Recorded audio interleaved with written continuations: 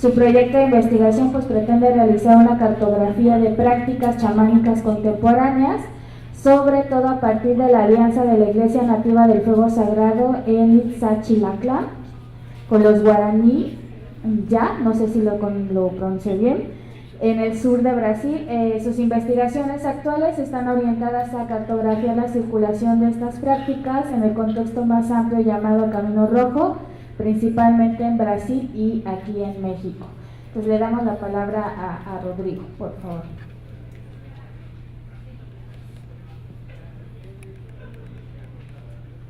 Buenas tardes. Primero yo quiero agradecer a la organización de este congreso y a todos ustedes que están acá para escucharnos.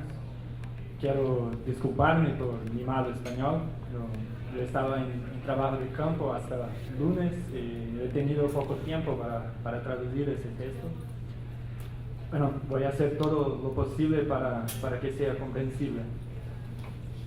Voy a empezar con un discurso de una india guaraní que traduce un poco el espíritu de lo que voy a platicar aquí.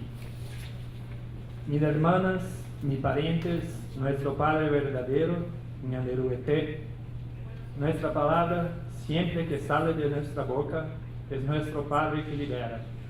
Nuestro Padre que libera el hablar para nosotros y para todos los que están aquí en el mundo de entre nuestros parientes. El tema de mi trabajo de doctorado en Brasil es realizar una cartografía de prácticas chamánicas contemporáneas, como yo he llamado.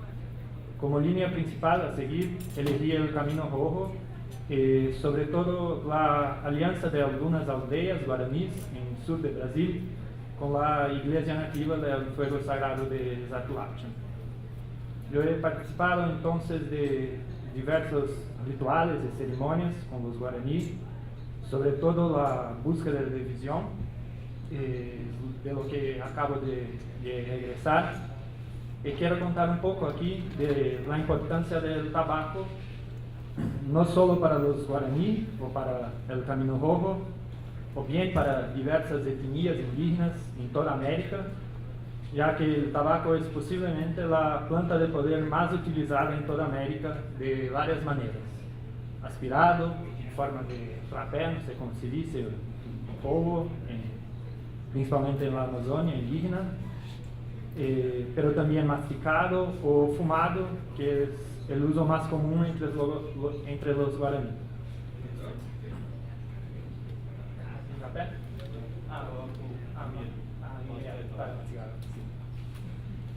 Pero o también el uso ritual como una planta de protección.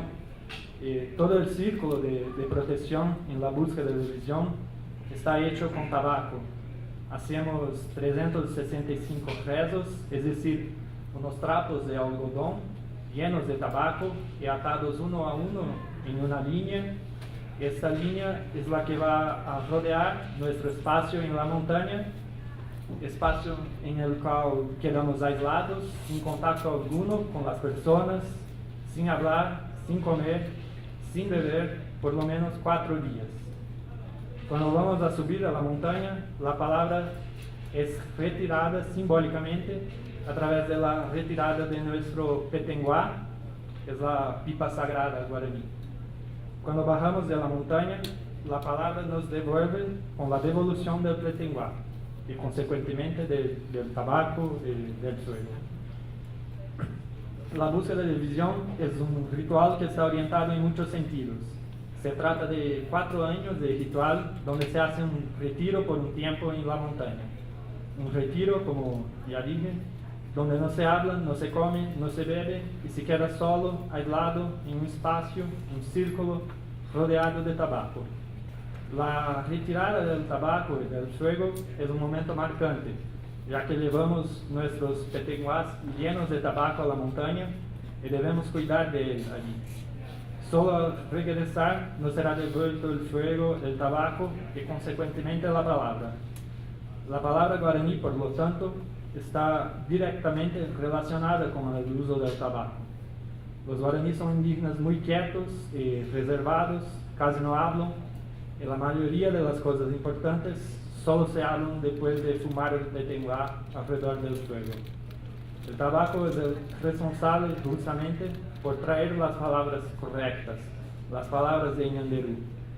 Una vez preguntaba a un amigo guaraní sobre el significado de la puerta oeste de la búsqueda, la que se realiza en el tercer año y lleva el color negro. Estábamos almorzando, él entonces me dijo: después encendimos nuestro petenguá en la UPA, que es la casa de rezo guaraní, y conversamos sobre eso. Es la puerta del poder, del conocimiento de los ancestros, relacionada por lo tanto con la muerte.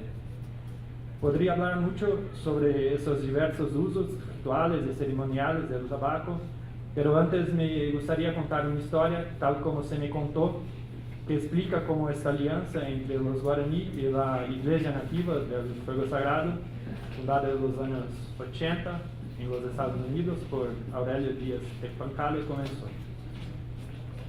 Un día, hace más de 20 años, su Alcindo Veratupã, famoso pajé y curandero guaraní, hoy con cerca de 108 años, tuvo un sueño. Él soñó que un hombre blanco, turuá, no indígena, llegaría a la aldea y traería conocimientos que ayudarían a los guaraní a fortalecer y recuperar su cultura, ya que muchos jóvenes no se interesaban más por los conocimientos ancestros, no frecuentaban más la UPA y no se interesaban más por las canciones, por los instrumentos sagrados.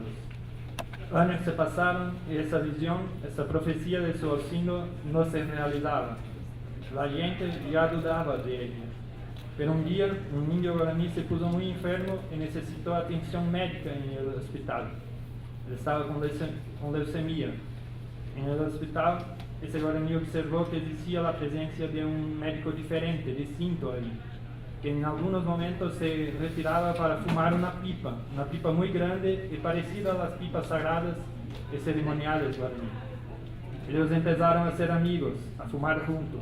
El guaraní con su petenguá y el médico con su chanupa, pipa sagrada la coca. Este médico era Haroldo, que años antes había conocido a la iglesia nativa y a Díaz Tecpancale. Haroldo estaba empezando a traer los rituales a Brasil, en Seguauquia, sede de la iglesia nativa en el país, en el sur de Brasil. Haroldo empezó a frecuentar la aldea, a realizar proyectos de atención médica en las aldeas y a también a hablar de los rituales del Camino Rojo. La resistencia era y sigue siendo enorme. Muchas aldeas no aceptaban su presencia, el proyecto médico propuesto, y mucho menos que un blanco estuviera fumando petenguá. Pero su Alcindo y su hijo Geraldo lo acogieron y también algunas otras aldeas. Los guaraní empezaron entonces a participar en los rituales y a interesarse por los conocimientos que venían en gran parte del norte: temazcal, búsqueda de visión, danza del sol, ceremonia de los 4 tabacos. En poco tiempo, esos rituales y ceremonias comenzaron también a ser ofrecidos en las aldeas, con variaciones y con la inclusión de diversos elementos de la propia cultura guaraní. Pero en todas estas adaptaciones fue y sigue siendo el tabaco el elemento central que actualiza y guía esta alianza. En las ceremonias, por ejemplo, muchas veces somos tentados, tanto nosotros, antropólogos, pero también cualquier participante, indígena o no indígena, a considerar el punto culminante de la ceremonia la ingestión de la medicina, como se dice, como es llamada. En Brasil, tales ceremonias se realizan con el uso de la ayahuasca y no del peyote, como tradicionalmente o originalmente se realizan en el norte, México, Estados Unidos sobre todo. Hay una serie de cuestiones legales involucradas, ya que el uso de peyote en Brasil está prohibido, además de la propia dificultad de encontrarlo. El punto clave de la ceremonia siempre parece ser aquel en que el conductor dice: vamos a servir la medicina. Pero ya estamos en la UPA hace 3-4 horas rezando, es decir, fumando nuestros petenguás. La ceremonia se llama justamente la ceremonia de los 4 tabacos porque está orientada por 4 momentos centrales del uso del tabaco. Primero, el rezo de la intención, colocamos nuestra intención para esta ceremonia. Encendimos el tabaco juntos y rezamos al Gran Espíritu, a Nyanderu. Segundo, el rezo del agua, en el cual agradecemos por el agua, elemento vital.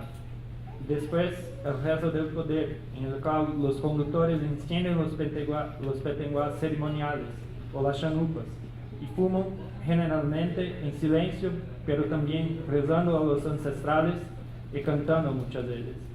Por fin, con el día amaneciendo, tenemos el rezo de los alimentos, en el que se fuma para agradecer por la vida, por la madre tierra, por los alimentos.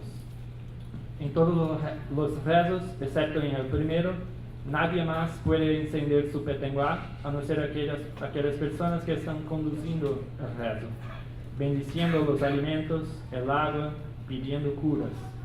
En fin, toda la ceremonia está orientada por el uso del tabaco, que aparece con múltiples propósitos: bendecir, proteger, llevar los rezos hasta el Gran Espíritu.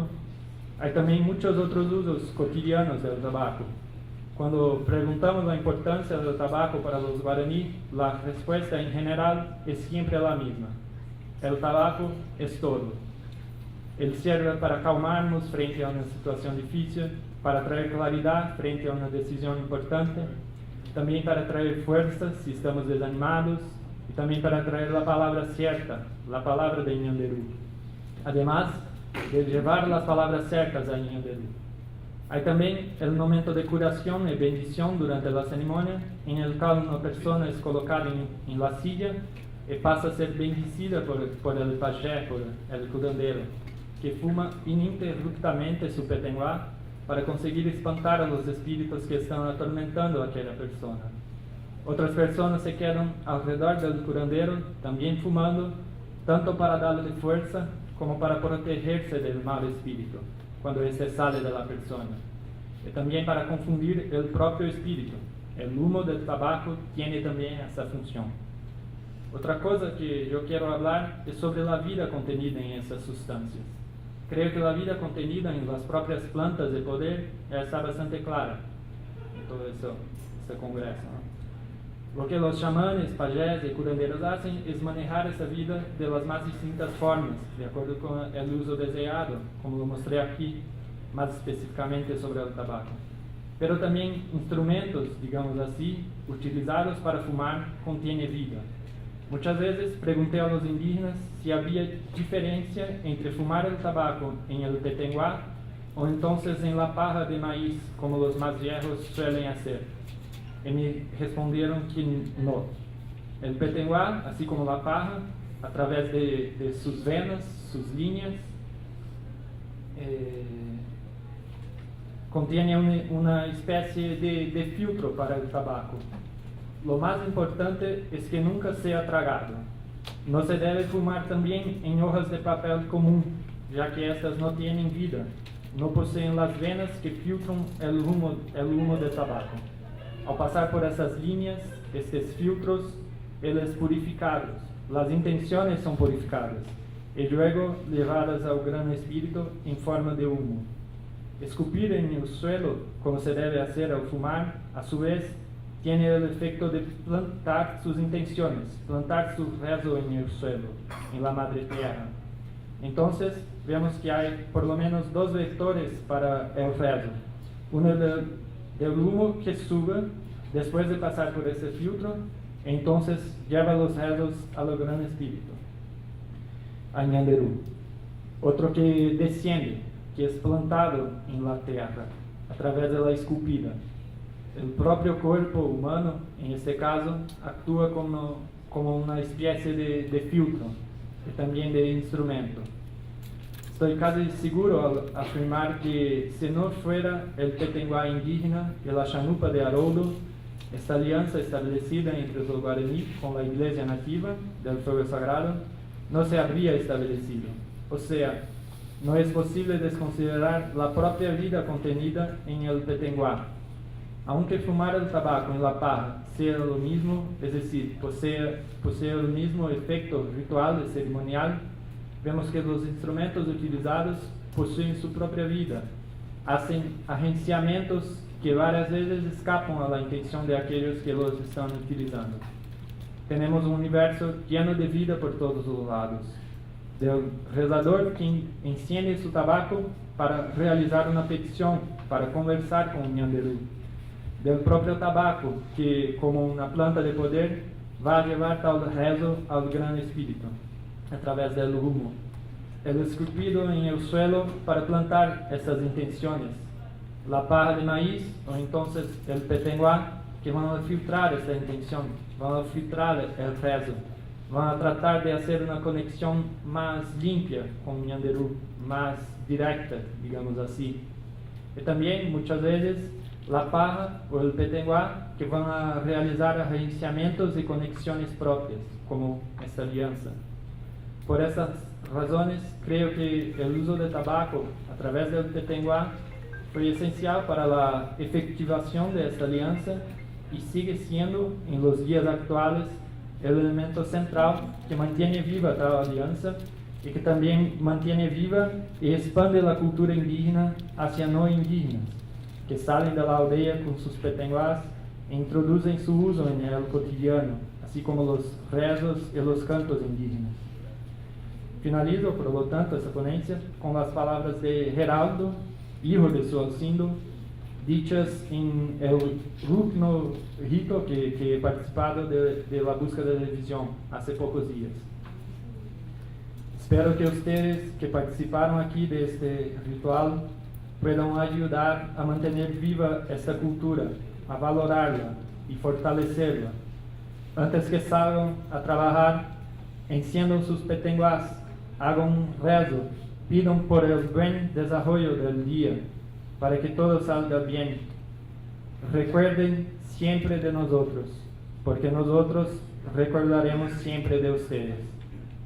En un pensamiento, en un espíritu, en un corazón. Agujeveche. Muchas gracias.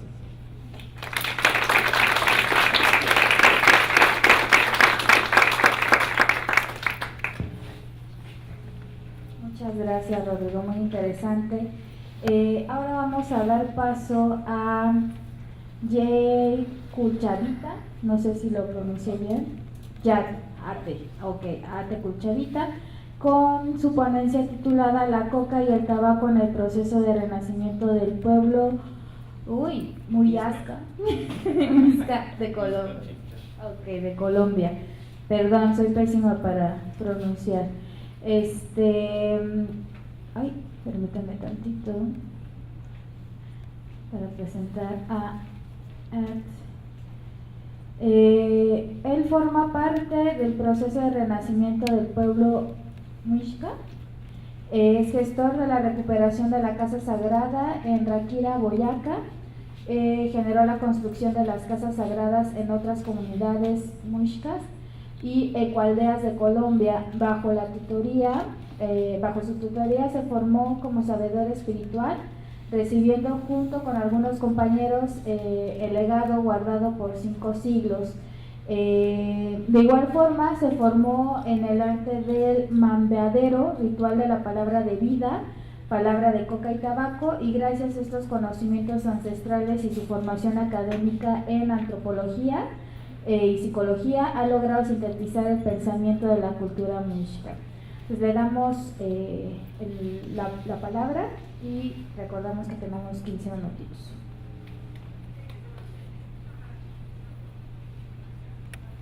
Choa ye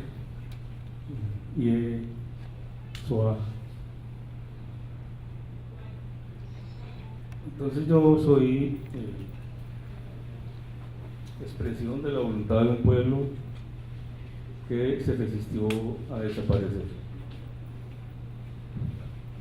El origen mío de nuestro pueblo es el altiplano cundiboyacense de la cordillera oriental de Colombia. Nuestra familia se denomina realmente Muisca Chipcha, que era un tejido grande que abarcaba una red relacional de la uyama de comunidades emparentadas que iban hasta la frontera con el incanato en Ecuador y a la frontera maya en Nicaragua. O sea que en toda esta zona había un tejido intenso de comunidades chicas. El territorio nuestro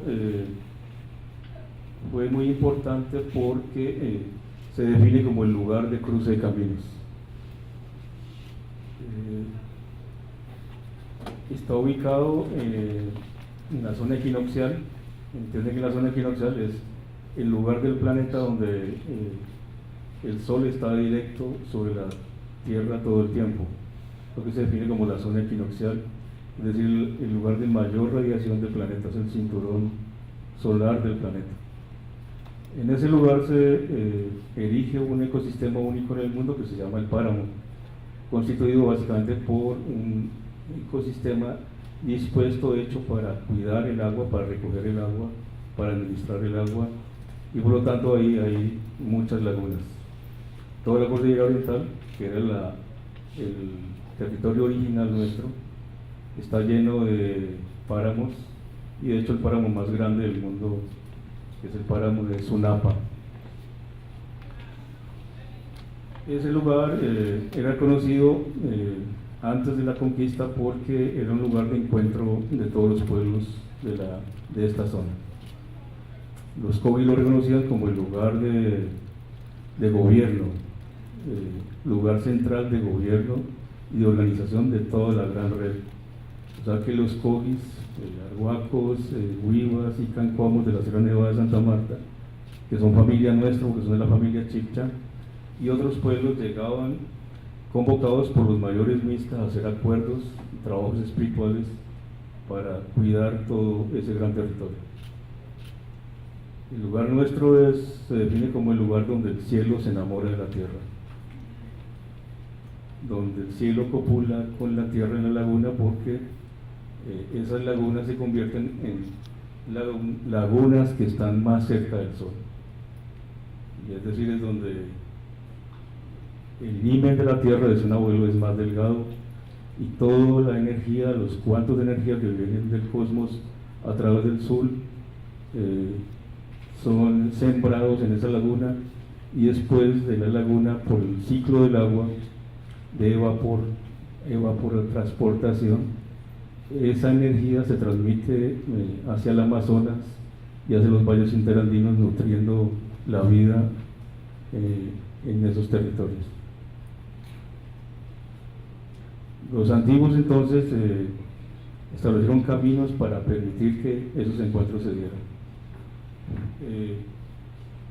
Como todo es sabido, digamos, en la tradición antigua, los abuelos sabían lo que venía y sabía que iba a llegar gente del otro lado, gente que en el origen de la creación se había dicho no debía llegar ahí, porque esa gente del otro lado de la tierra no debía llegar a América, y solo llegaban algunos altos sabios únicamente. Sin embargo, ya sabe lo que pasó en 1492, entonces se rompió ese acuerdo porque llegaron los que no estaban preparados para llegar y para estar ahí. Los antiguos entonces decidieron establecer 4 estrategias básicas. La primera estrategia fue una estrategia metafísica, y es que los mayores, los sabios, altos sabios, mujeres y hombres, se desmaterializaron y entraron a vivir en las lagunas y en los cerros, espiritualmente. La segunda estrategia fue mantener la toponimia y la patronimia y se me olvidó el otro nombre, bueno, la ubicación de los lugares, los nombres originales de todos los lugares. Es decir, por eso hay una característica en el altiplano cundiboyacense, es que todo el altiplano, todos los lugares tienen nombres muiscas. No hay ninguna ciudad, excepto 1 o 2, que tengan nombres occidentales. Toponimia se llama eso. Todos los lugares tienen todavía los nombres originales. Esa fue la segunda estrategia. Y se mantienen los apellidos antiguos, que realmente no eran apellidos, sino que eran los linajes antiguos. La tercera estrategia fue guardar lo que los abuelos del Amazonas, como en la sierra llaman guardar los canastos de conocimiento con los hermanos cercanos. Eso significó que antes de la llegada de los españoles, muchos sabedores, cogis, arhuacos, pero especialmente cogis, que son nuestra familia, estuvieron sentados aprendiendo con los sabedores muiscas para guardar todos esos conocimientos y llevarlos a la sierra para cuidarlos ahí.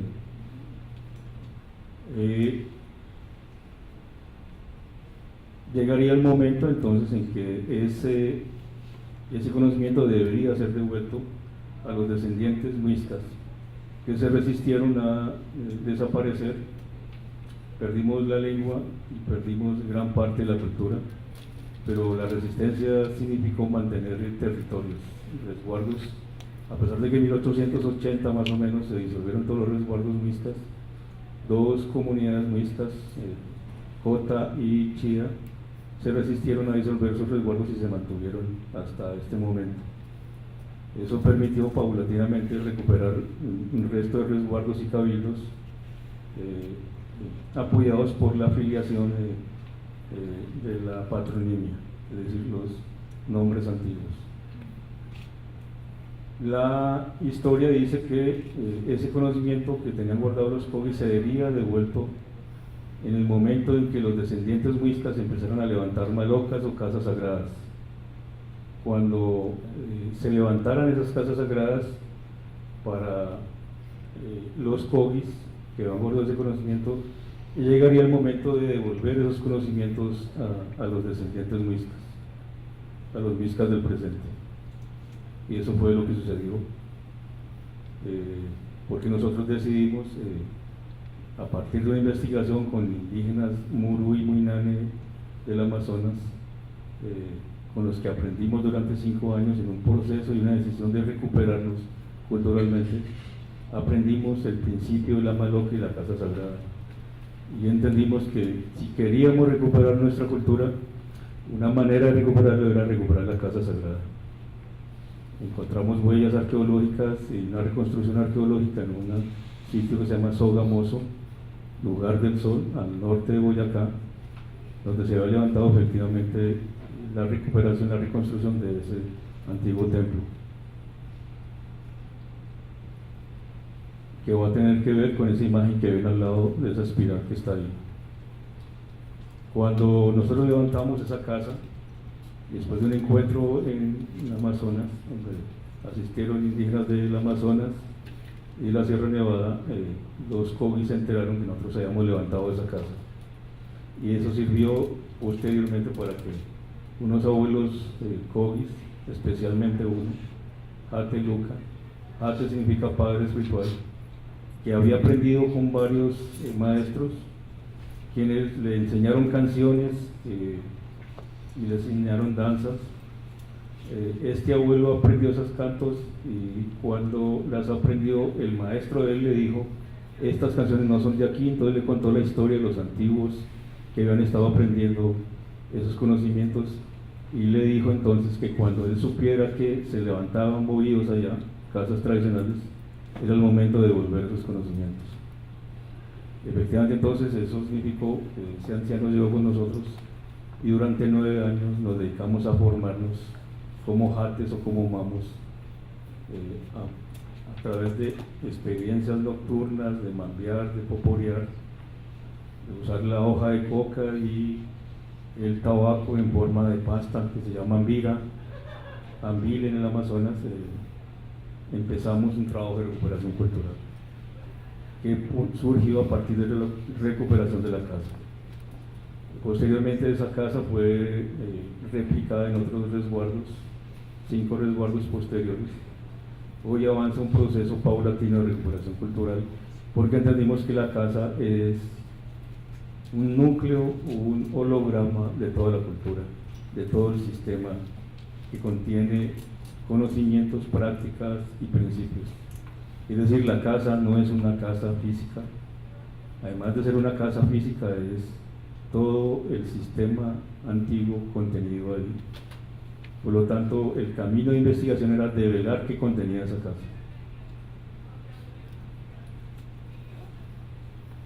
La cuarta estrategia es una estrategia que les interesa. Creo que es una pertinencia hoy para el devenir de la sociedad latinoamericana. Y es que la cuarta estrategia significó que los abuelos decidieron por voluntad, por una consulta espiritual, que había que emprender un proceso de amestización. Es decir, se buscó que las mujeres muiscas enamoraran a los españoles. La primera etapa, ya sabemos que fue violenta y fue traumática, fue muy dura.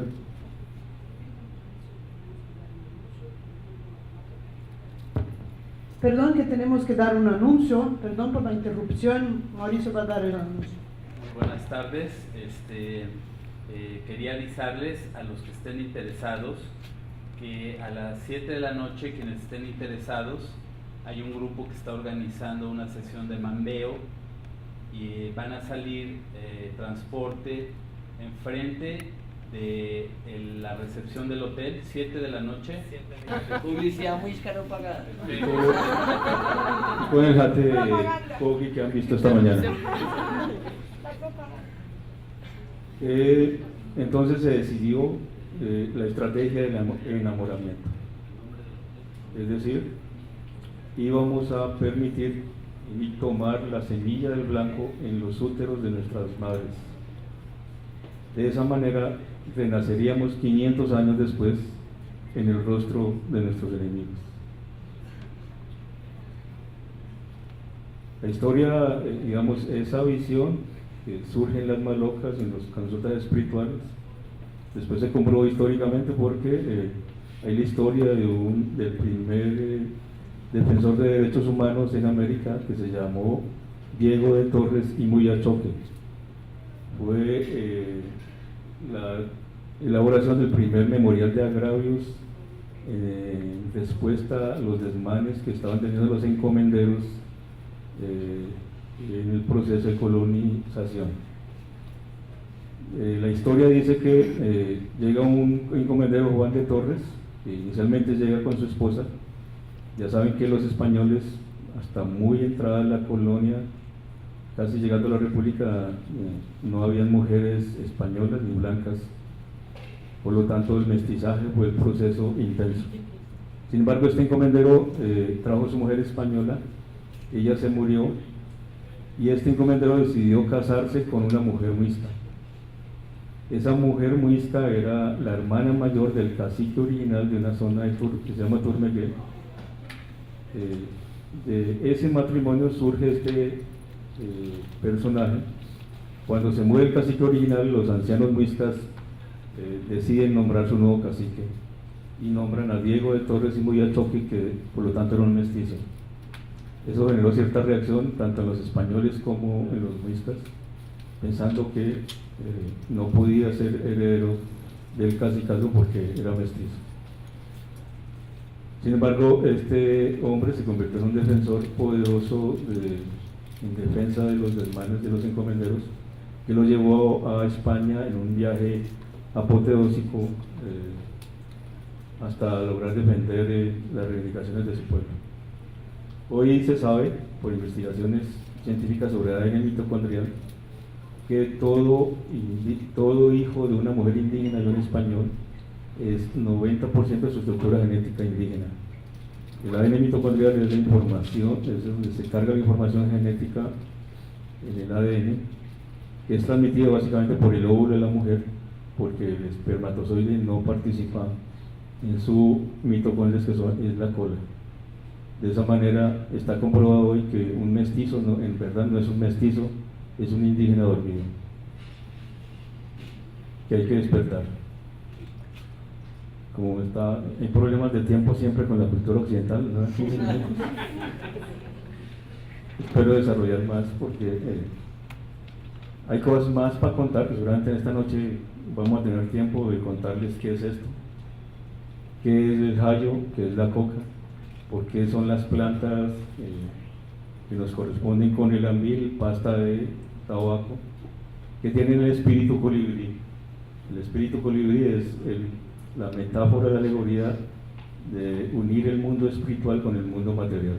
O sea que cuando chupamos ambil y mascamos hayo, Nos embriagamos de espíritu significa que a diferencia de la ayahuasca, el peyote, etc., no nos quedamos en el mundo sutil, en el mundo espiritual, sino que desarrollamos una sensibilidad muy sutil para conectarnos con esa dimensión y aterrizarla de manera consciente en el mundo práctico. Nos corresponde movernos entre el cielo y la tierra. Ese es el trabajo.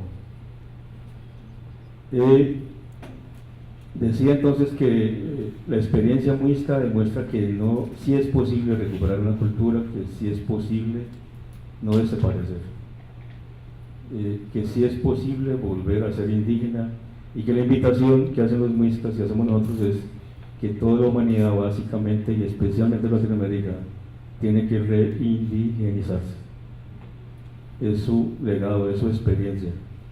La invitación a que el mestizo no se siga sintiendo mestizo porque cae en la orilla y queda orillado, que es un indígena, que tiene el derecho a recuperar esa memoria, esa sabiduría, esa cultura, ese conocimiento.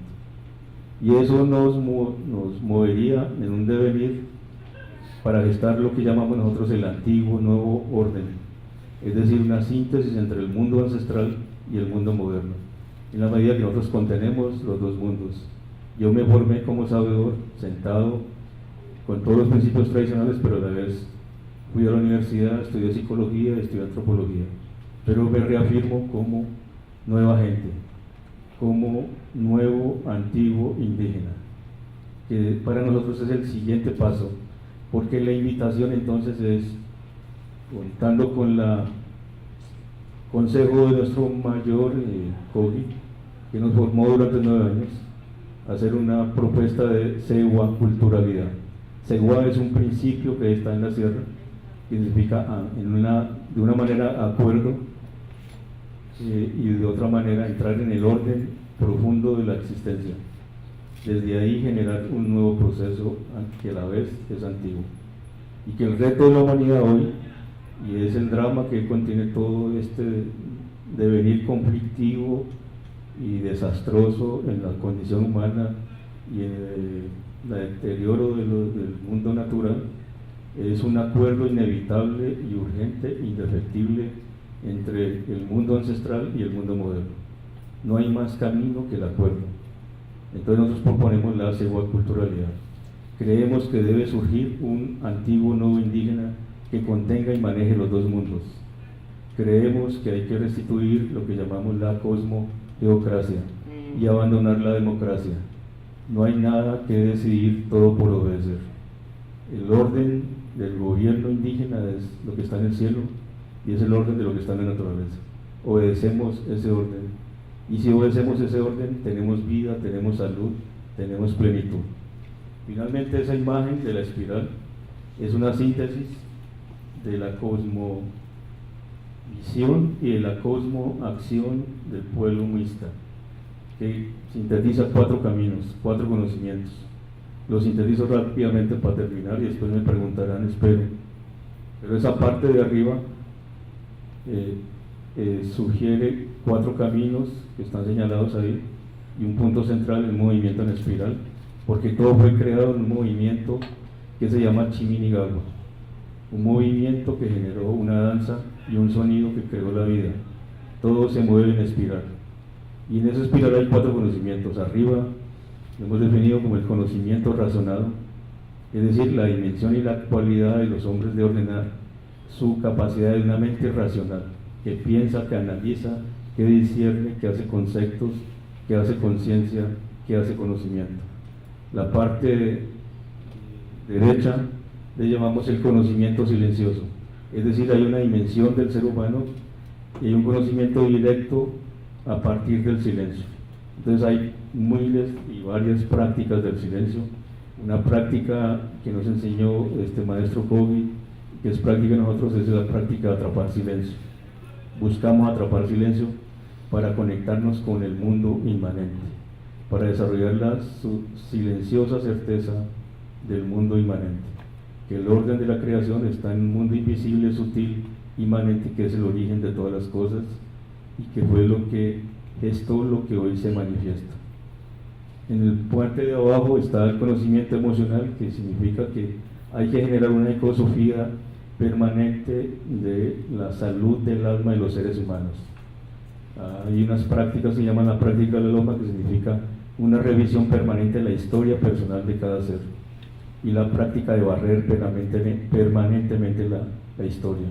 En la medida que los seres humanos todos son resultado de una historia, de un papá, de una mamá, de generaciones anteriores, seres que construyen una relación con su papá y su mamá, y que esa historia marca sus vidas en las improntas emocionales que definen su vida ahí para adelante.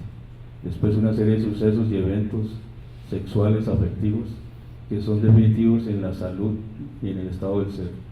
Y al otro lado, el conocimiento práctico, que es toda una cultura, un conocimiento de los haceres a través del mundo concreto, del hacer.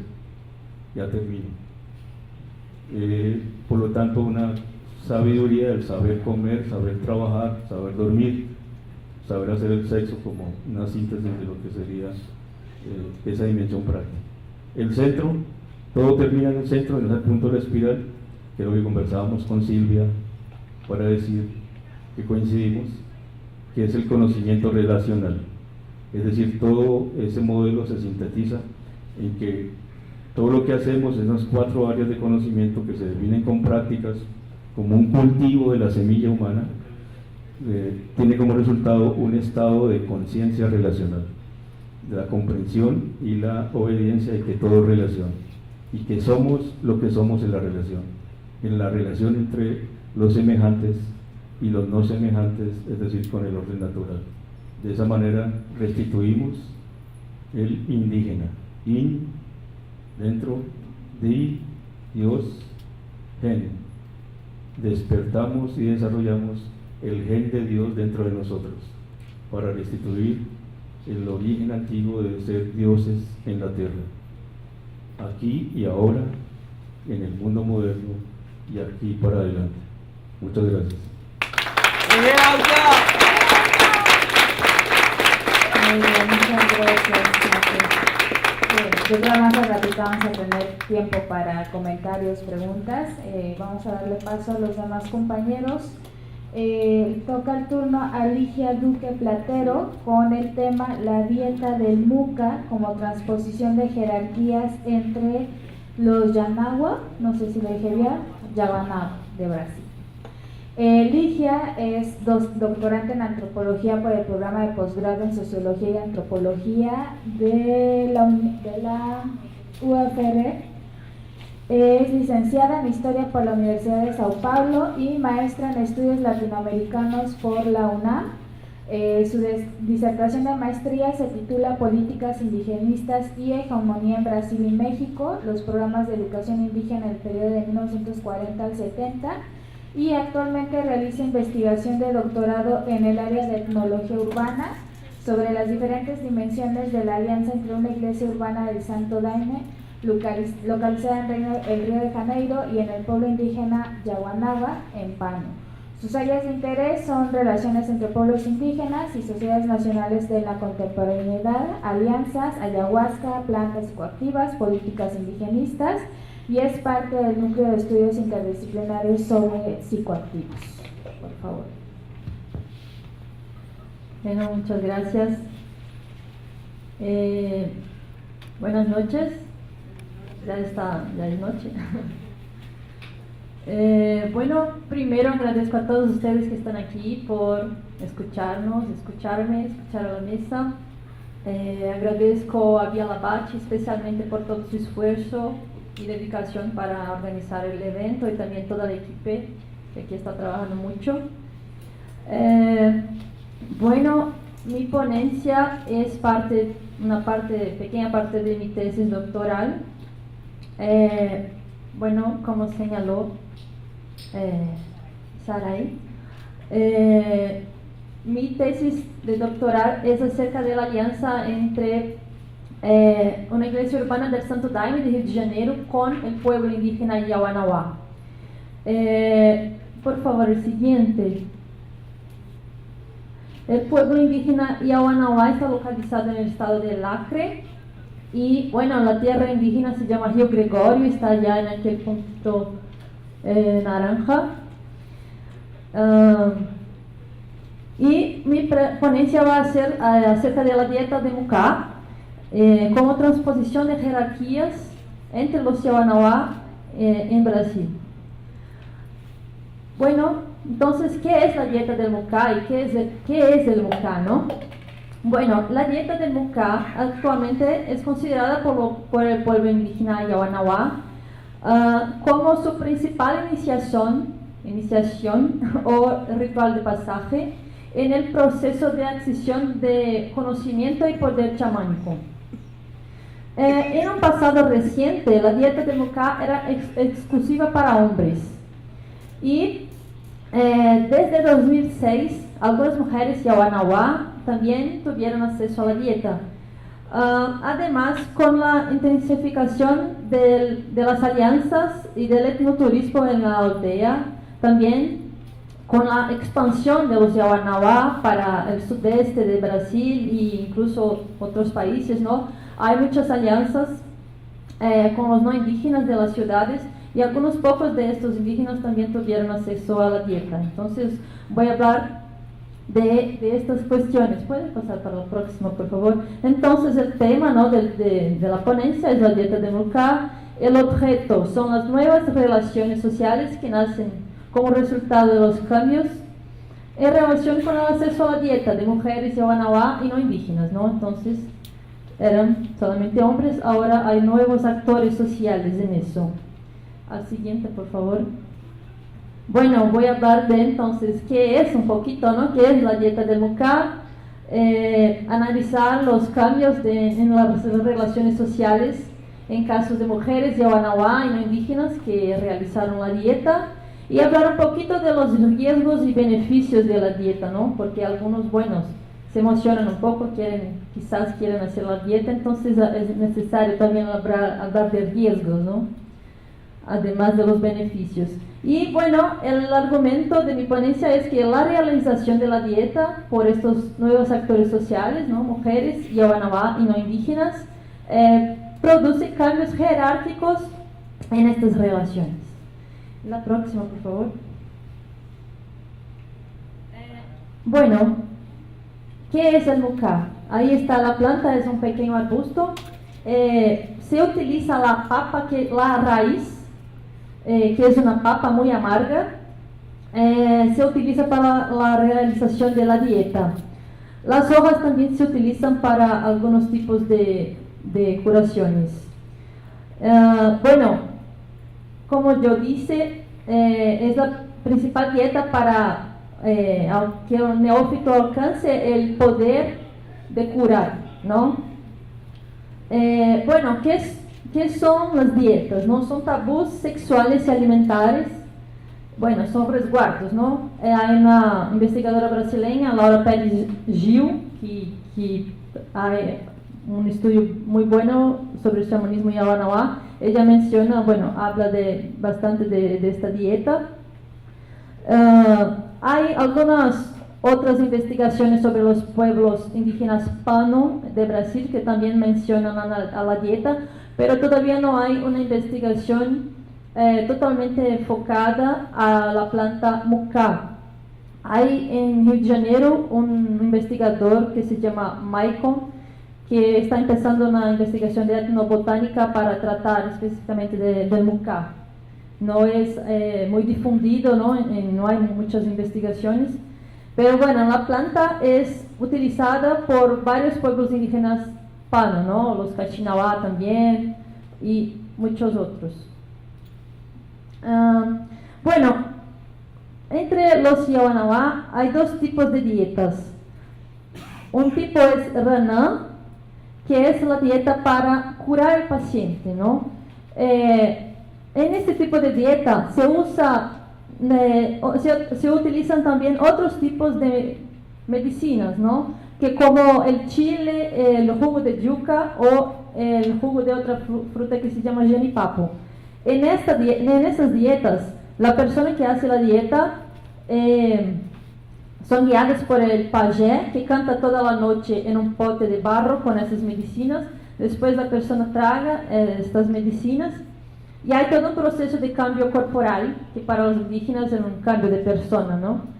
Un cambio en la persona. Estas dietas son para que la persona encuentre su cura, como un paciente. Ya la dieta del Muká o de Hare, como también decimos en Yawanawá, es diferente porque es una búsqueda para que la persona se convierta en un curador. Entonces, el Muká es una planta maestra también, es una planta de poder, pero ella no da visiones como la ayahuasca. Es una planta que da a la persona el poder de curar. No solamente el poder de curar, pero el poder de realizar lo que está buscando.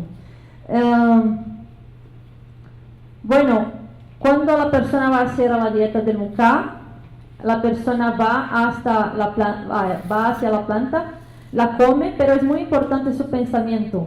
Hay que tener un propósito para hacer la dieta. Entonces la dieta, el propósito de la persona puede ser adquirir el poder de curar.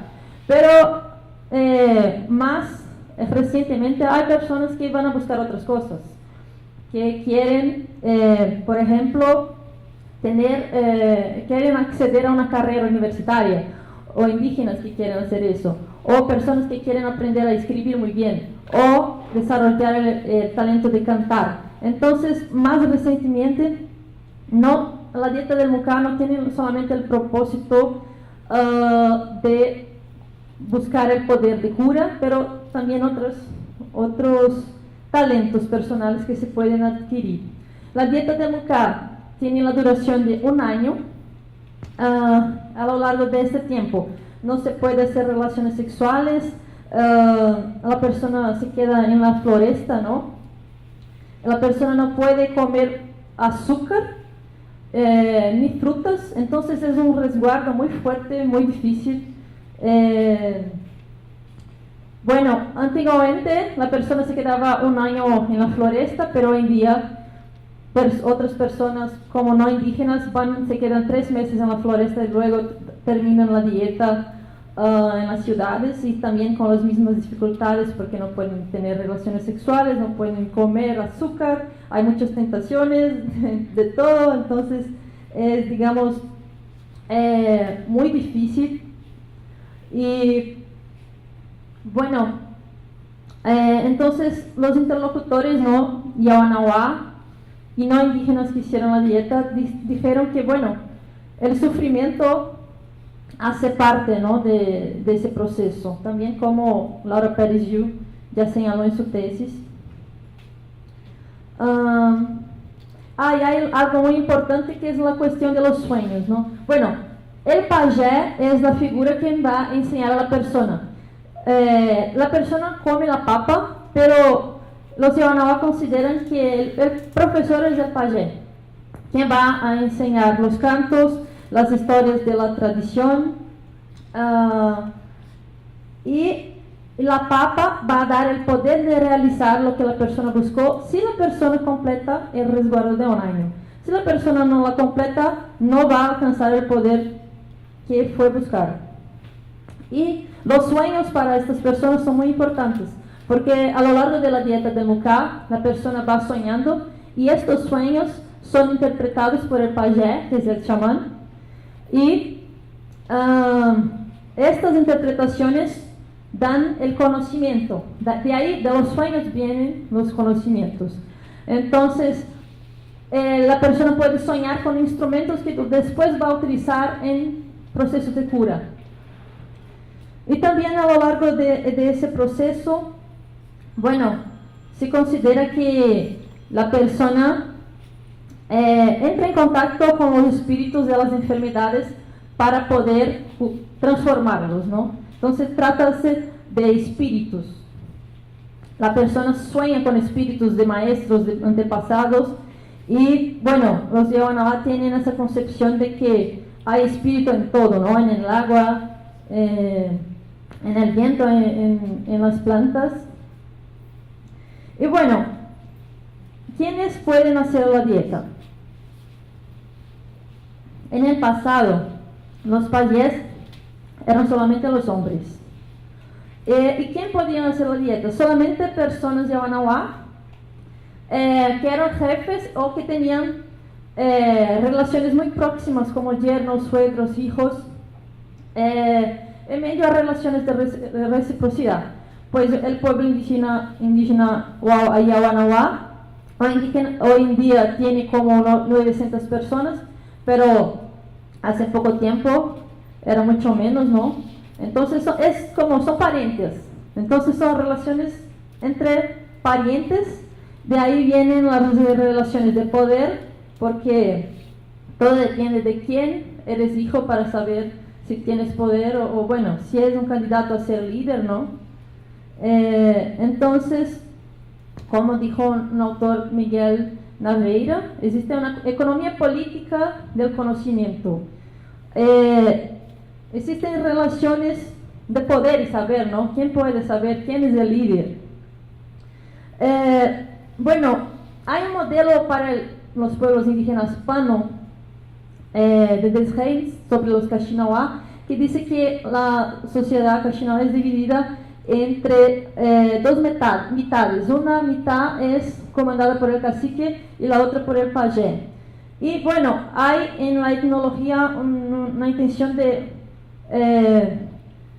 como generalizar este modelo para todos los pueblos Pano, pero entre los Yawanawá no es muy así, porque los caciques también tienen acceso a los conocimientos chamánicos, entonces no hay esta dicotomía entre cacique y pajé que tienen relaciones de afinidad por cambios de mujeres, ¿no? Parentesco. No, bueno, un cacique puede ser también pajé, muchos llegan a ser, ¿no? Como el cacique Birací hizo la dieta de Mucá, también es considerado con muchos conocimientos chamánicos, o en la generación pasada, Raimundo Luiz Toincuru también fue un gran pajé. Hay algo importante, es que para los Yawanawá, nadie puede decir yo soy pajé. Los otros tienen que considerarlo. Hoy en día el pajé más grande es el pajé Yawa, tiene como 106, 107 años. Una vez yo le pregunté, ¿usted es pajé? Él dijo, no soy pajé. Y bueno, también el pajé Tatá, que falleció en el final de 2006, desafortunadamente, bueno, pero dejó ahí su legado. Y él también decía, le preguntaban, ¿tú eres pajé? No, yo no llego ni a siquiera a un, ¿cómo se dice eso? Cheirador de tabaco, de rapé. Yo no llego ni a eso. Bueno, entonces hay algo así como una humildad que debe tener, ¿no? Porque al final, como dice Kenewa Luisa, cuanto uno más sabe quien menos sabe. Es como un Sócrates de la floresta, ¿no? Entonces, bueno, a partir de 2006, por favor. Sí, solo quería hablar una frase que dijo Kenewa Luisa Yawanawá, que es hija de la cacique Mariazinha, del cacique Birací Brasil. Es mi traducción, no es literal. Bueno, la mera realización de la dieta de Mucá no resulta necesariamente en reconocimiento, sino que este adviene de las realizaciones de la persona después de haber hecho la dieta. Así que ella dijo eso en el sentido de que no es solamente porque la persona va a hacer la dieta de Mucá que va a empezar a ser reconocido como pajé. No, la persona hace la dieta de Mucá y es un estudiante avanzado de la espiritualidad Yawanawá, porque llegó hasta ahí, pero lo que la persona va a hacer y va a dar a la comunidad, eso va a generar una retribución, porque todo es retribución, ¿no?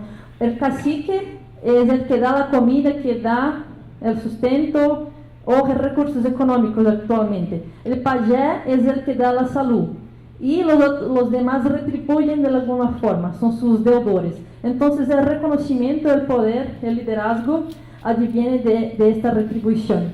Entonces, bueno, la persona tiene que hacer algo por la comunidad, no basta hacer la dieta, ¿no? Y las mujeres Yawanawá, a partir de 2006, dos mujeres, bueno, a la derecha arriba es Hushahu, abajo a la izquierda está sentada, más a la izquierda está Putani, son 2 hermanas. Y ellas son hijas de Raimundo Luis Tunhuicuru, que fue un gran líder de la generación pasada. Él es tío del cacique Viraci Brasil, de la aldea Nova Esperanza, y padre de Mariazinha, de la aldea Mutum, las 2 más grandes aldeas de Awanawá. Y ellas quisieron hacer la dieta, pero solamente los hombres podían hacer la dieta. Entonces Rucharro, primero, en 2006, fue a hablar con el cacique Viraci Brasil y el pajé Yauá, y bueno, ellos no le dieron autorización para hacer la dieta. Sin embargo, bueno, ella entonces fue a la aldea Mutum, la segunda aldea más grande, y habló con su padre, ¿no? Raimundo Luis, y él autorizó que ella realizara la dieta junto al pajé Tatá, que fue su profesor. Y bueno, muchas personas fueron en contra de eso, ¿no? En aquel momento, pero recibieron el apoyo de las hermanas y hicieron la dieta de una manera tradicional en la floresta. Bueno, al final de la dieta de Muká, ellos no recibieron el reconocimiento de los hombres de las aldeas de tener el poder de cura. Y bueno, entonces les dijeron, si quieren tener reconocimiento, ¿no? Tienen que hacer de nuevo. O sea, que no valió. Entonces, bueno, vamos a hacerlo, ¿no? Entonces estas mujeres hicieron de nuevo la dieta de Muká. Entonces pasaron doblemente por estos resguardos por los que pasan los hombres, ¿no? Entonces, después que concluyeron la dieta de Muká, empezaron poco a poco a tener este reconocimiento en las aldeas y pasaron a ser líderes de cantos en los rituales de Uní, la ayahuasca, en los festivales de etnoturismo, ¿no? Que reciben muchos no indígenas, y también después de 2009, con la expansión de los Yawanawá para Rio de Janeiro, también São Paulo, Brasilia y luego otras ciudades, Curitiba. Bueno, como también dijo en la investigación de Aline Ferreira, que trató de muchas alianzas en Brasil también, de los Yawanawá, principalmente en iglesias, bueno, no iglesias, en centros neo-ayahuasqueros. Gracias. Entonces ellos empezaron a recibir este reconocimiento no solo en las aldeas, pero también en las ciudades. Eso fue muy importante porque empezaron a ser líderes de canto también en las iglesias de Santo Daime y estos centros neo-ayahuasqueros en las ciudades. Y como dijo Enio otro día, ¿no? Ayer, bueno, cuando regresan a las aldeas, ¿no? ¿Cómo es eso? Para ellos fue importante porque traer recursos a las aldeas, traer gente que va a participar del etnoturismo. Y bueno, muchas otras cosas también, ¿no? También la ponencia de Sandra Goulart, ¿no? Habló de la artificación. Estas mujeres empezaron a tener visiones de quién es, y eso fue muy importante para hacer collares, hacer braceletes y vender, ¿no? Entonces, eso todo trae recursos a las aldeas. Entonces los hombres empezaron a percibir que sí, lo que hacen es muy importante y muy valioso para las aldeas. Y bueno, hoy en día hay incluso mujeres Yawanawá más chicas, como con 17 y 18 años, que no hicieron la dieta del Muká, pero hicieron las otras dietas que dije, ¿no? La dieta de chile, de yuca, de genipapo. Y bueno, y ellas cantan y aprenden mucho con sus tías, entonces ya viajan a Brasil y incluso ya viajaron a Estados Unidos haciendo presentaciones culturales Yawanawá. Y bueno, y quería hablar también de los indígenas, ¿no? De no indígenas que hicieron la dieta. En 2006-2007, hubo un primer no indígena que hizo la dieta, que fue Terriaquino. Y él participó del proceso de demarcación de la tierra indígena, entonces poder hacer la dieta fue también una forma de reciprocidad. Y él es un antropólogo muy importante para los Yawanawá, justamente por haber participado de la demarcación de la tierra. Y él quiso también hacer la dieta, justamente Leopardo Yawabanay me contó, eso no sabía, que fue trabajar con pueblos isolados de Brasil, de Acre, y había otros antropólogos que ya habían recibido flechas. Entonces él quería una protección muy fuerte para trabajar ahí con los pueblos indígenas aislados, entonces él recibió la autorización del cacique Virací para hacer la dieta. Bueno, en 2007 también el cacique Virací estaba haciendo su dieta de Mucá, y regresando a la antigua aldea Caxinauá, un cementerio sagrado, el cacique Virací Brasil encontró muchas plantas mucá que habían nacido solas. Entonces él interpretó que era la voluntad del espíritu de la planta que más personas hicieran la dieta del mucá, porque no se puede sembrar mucá, se nace solo. Entonces su interpretación era que debería abrir la dieta para no indígenas. Y entonces en 2008 abrió a la oportunidad para un aliado periodista llamado Leandro Alterman para hacer la dieta de Mucá. Y bueno, él escribió un libro que se llama Mucá, la raíz de los sueños, que está publicado en 2013. Y ahí divulga, cuenta toda cómo fue su dieta de Mucá, es muy interesante. Bueno, pero allá yo puse la foto específicamente de Jordão, que es el hijo del dirigente de la iglesia de Santo Daime, donde yo hice mi trabajo de campo. Él es hijo del padrino Sebastián, de Santo Daime, líder de Santo Daime.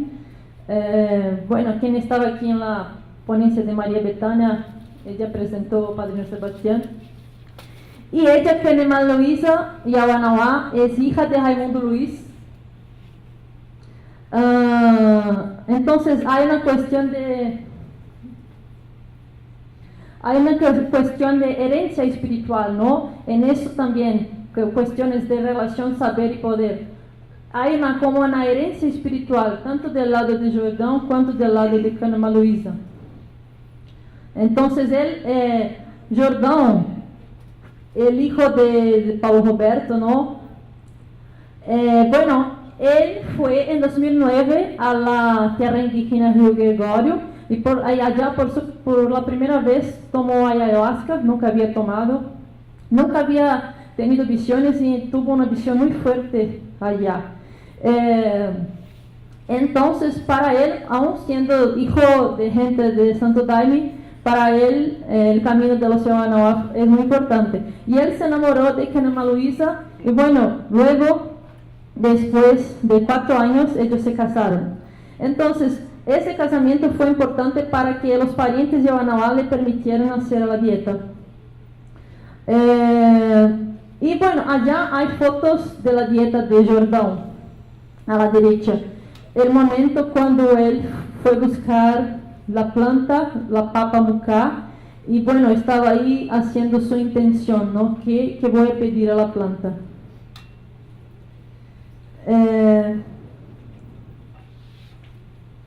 Bueno, la próxima, por favor. Con algunos comentarios finales. Para las mujeres Yawanawá, entonces, veo que la realización de la dieta de Mucá genera transformaciones en las relaciones de género en la tierra indígena, ¿no? Entre los hombres y mujeres Yawanawá. Y bueno, las mujeres después de eso se convirtieron en líderes de canto y productores de alianzas también en las ciudades. Estas mujeres, bueno, principalmente Ruxarro, Putani, quien hizo la dieta de Mucá, cuando van a las ciudades son consideradas pajés, tienen ese reconocimiento como pajés. Aunque no sean reconocidas en las ciudades como pajés, allá son considerados como estudiantes avanzados de la espiritualidad Yawanawá. Y bueno, como dije, ¿no? Es muy importante su papel llevando recursos económicos a las aldeas debido a su papel en la expansión de las alianzas. Y los no indígenas, Nahuá o bueno, aliados, en las aldeas son considerados como estudiantes avanzados de la espiritualidad Yawanawá. Hoy en día hay una apertura mayor para que no indígenas hagan la dieta, pero también depende de la aldea. En la aldea Nueva Esperanza, Viraci Brasil da más oportunidad, en la aldea Motón es más restricto, pero esto está cambiando un poco. Y bueno, estos no indígenas que hacen la dieta del Mucá pueden hacer ceremonias en las ciudades, incluso pueden decir, ¿no?, que son pajés, pero bueno, para los Yawanawá no es así que funciona, ¿no?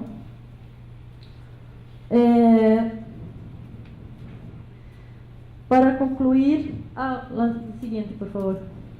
Quería hablar solamente de algunos beneficios y riesgos de la dieta, que, bueno, la dieta es considerada como un proceso de renacimiento, de reeducación,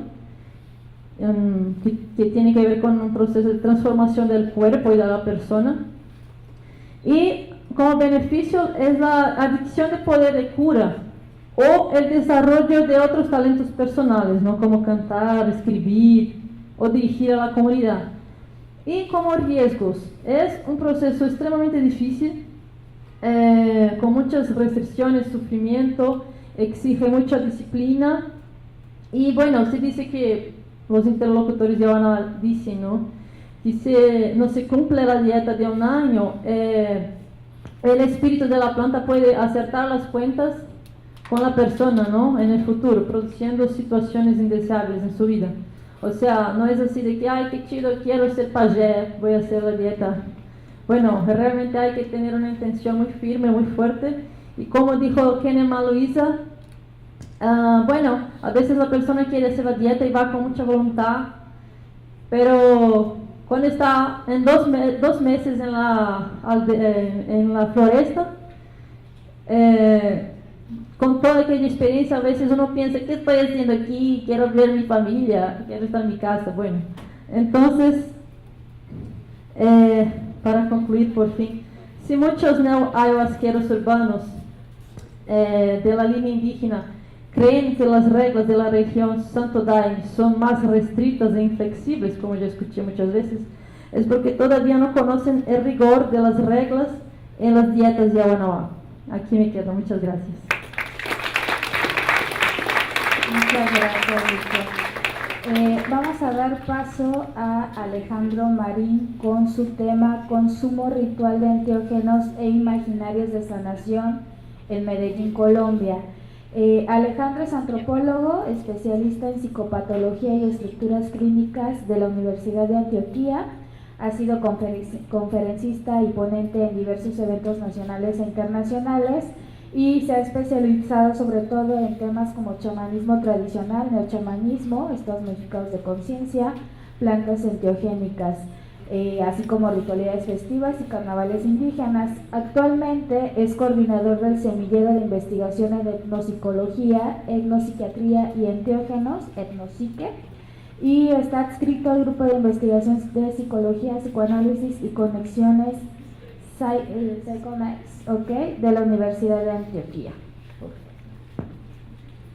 Bueno, buenas noches a todos. Primero, pues agradecer la oportunidad acá al Congreso, a los organizadores, de compartir un poco estos recorridos y agradecerles a ustedes por aguantar hasta estas horas del día después de una jornada larga para escuchar algunas de estas reflexiones. Empezando porque esta investigación, esta ponencia parte de una investigación realizada entre el 2008 y el 2012, con después periodos de campo hasta el 2017, y continuamente los estamos haciendo, pero digamos que son aportes de investigaciones de hace 5 años aproximadamente. Pasemos, por favor. Para contextualizar, así como geográficamente, quienes no conocen la ciudad de Medellín, es la segunda ciudad capital más importante de Colombia. A nivel industrial, económico, está teniendo pues como un crecimiento bastante acelerado en las últimas 2 décadas, aporta gran parte de la economía del país y es conocida, pasemos por la próxima, como la ciudad de la eterna primavera o la ciudad más innovadora del mundo. Ganó el premio en el 2013 por encima de Nueva York, por encima de Tel Aviv.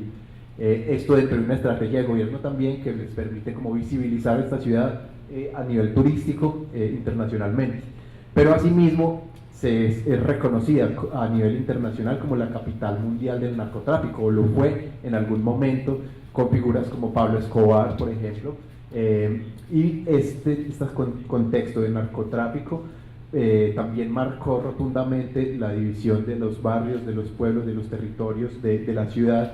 Están marcados por la violencia, por la segmentación, por el conflicto urbano, que hasta el día de hoy pues están presentes, precisamente controlando el microtráfico de ciertas sustancias psicoactivas. Entonces, en medio, digamos, de este contexto, pasemos a la próxima, por favor. En los 90 hay una serie de coyunturas muy interesantes a nivel político, social, económico en el país y en Latinoamérica. Principalmente en Colombia sucedió algo, y es que se creó una nueva constitución política en el 91 que reemplazaba una que llevaba más de 100 años, desde 1886, digamos, rigiendo las políticas del país, en donde no se reconocían ningunos derechos, ninguna diversidad cultural.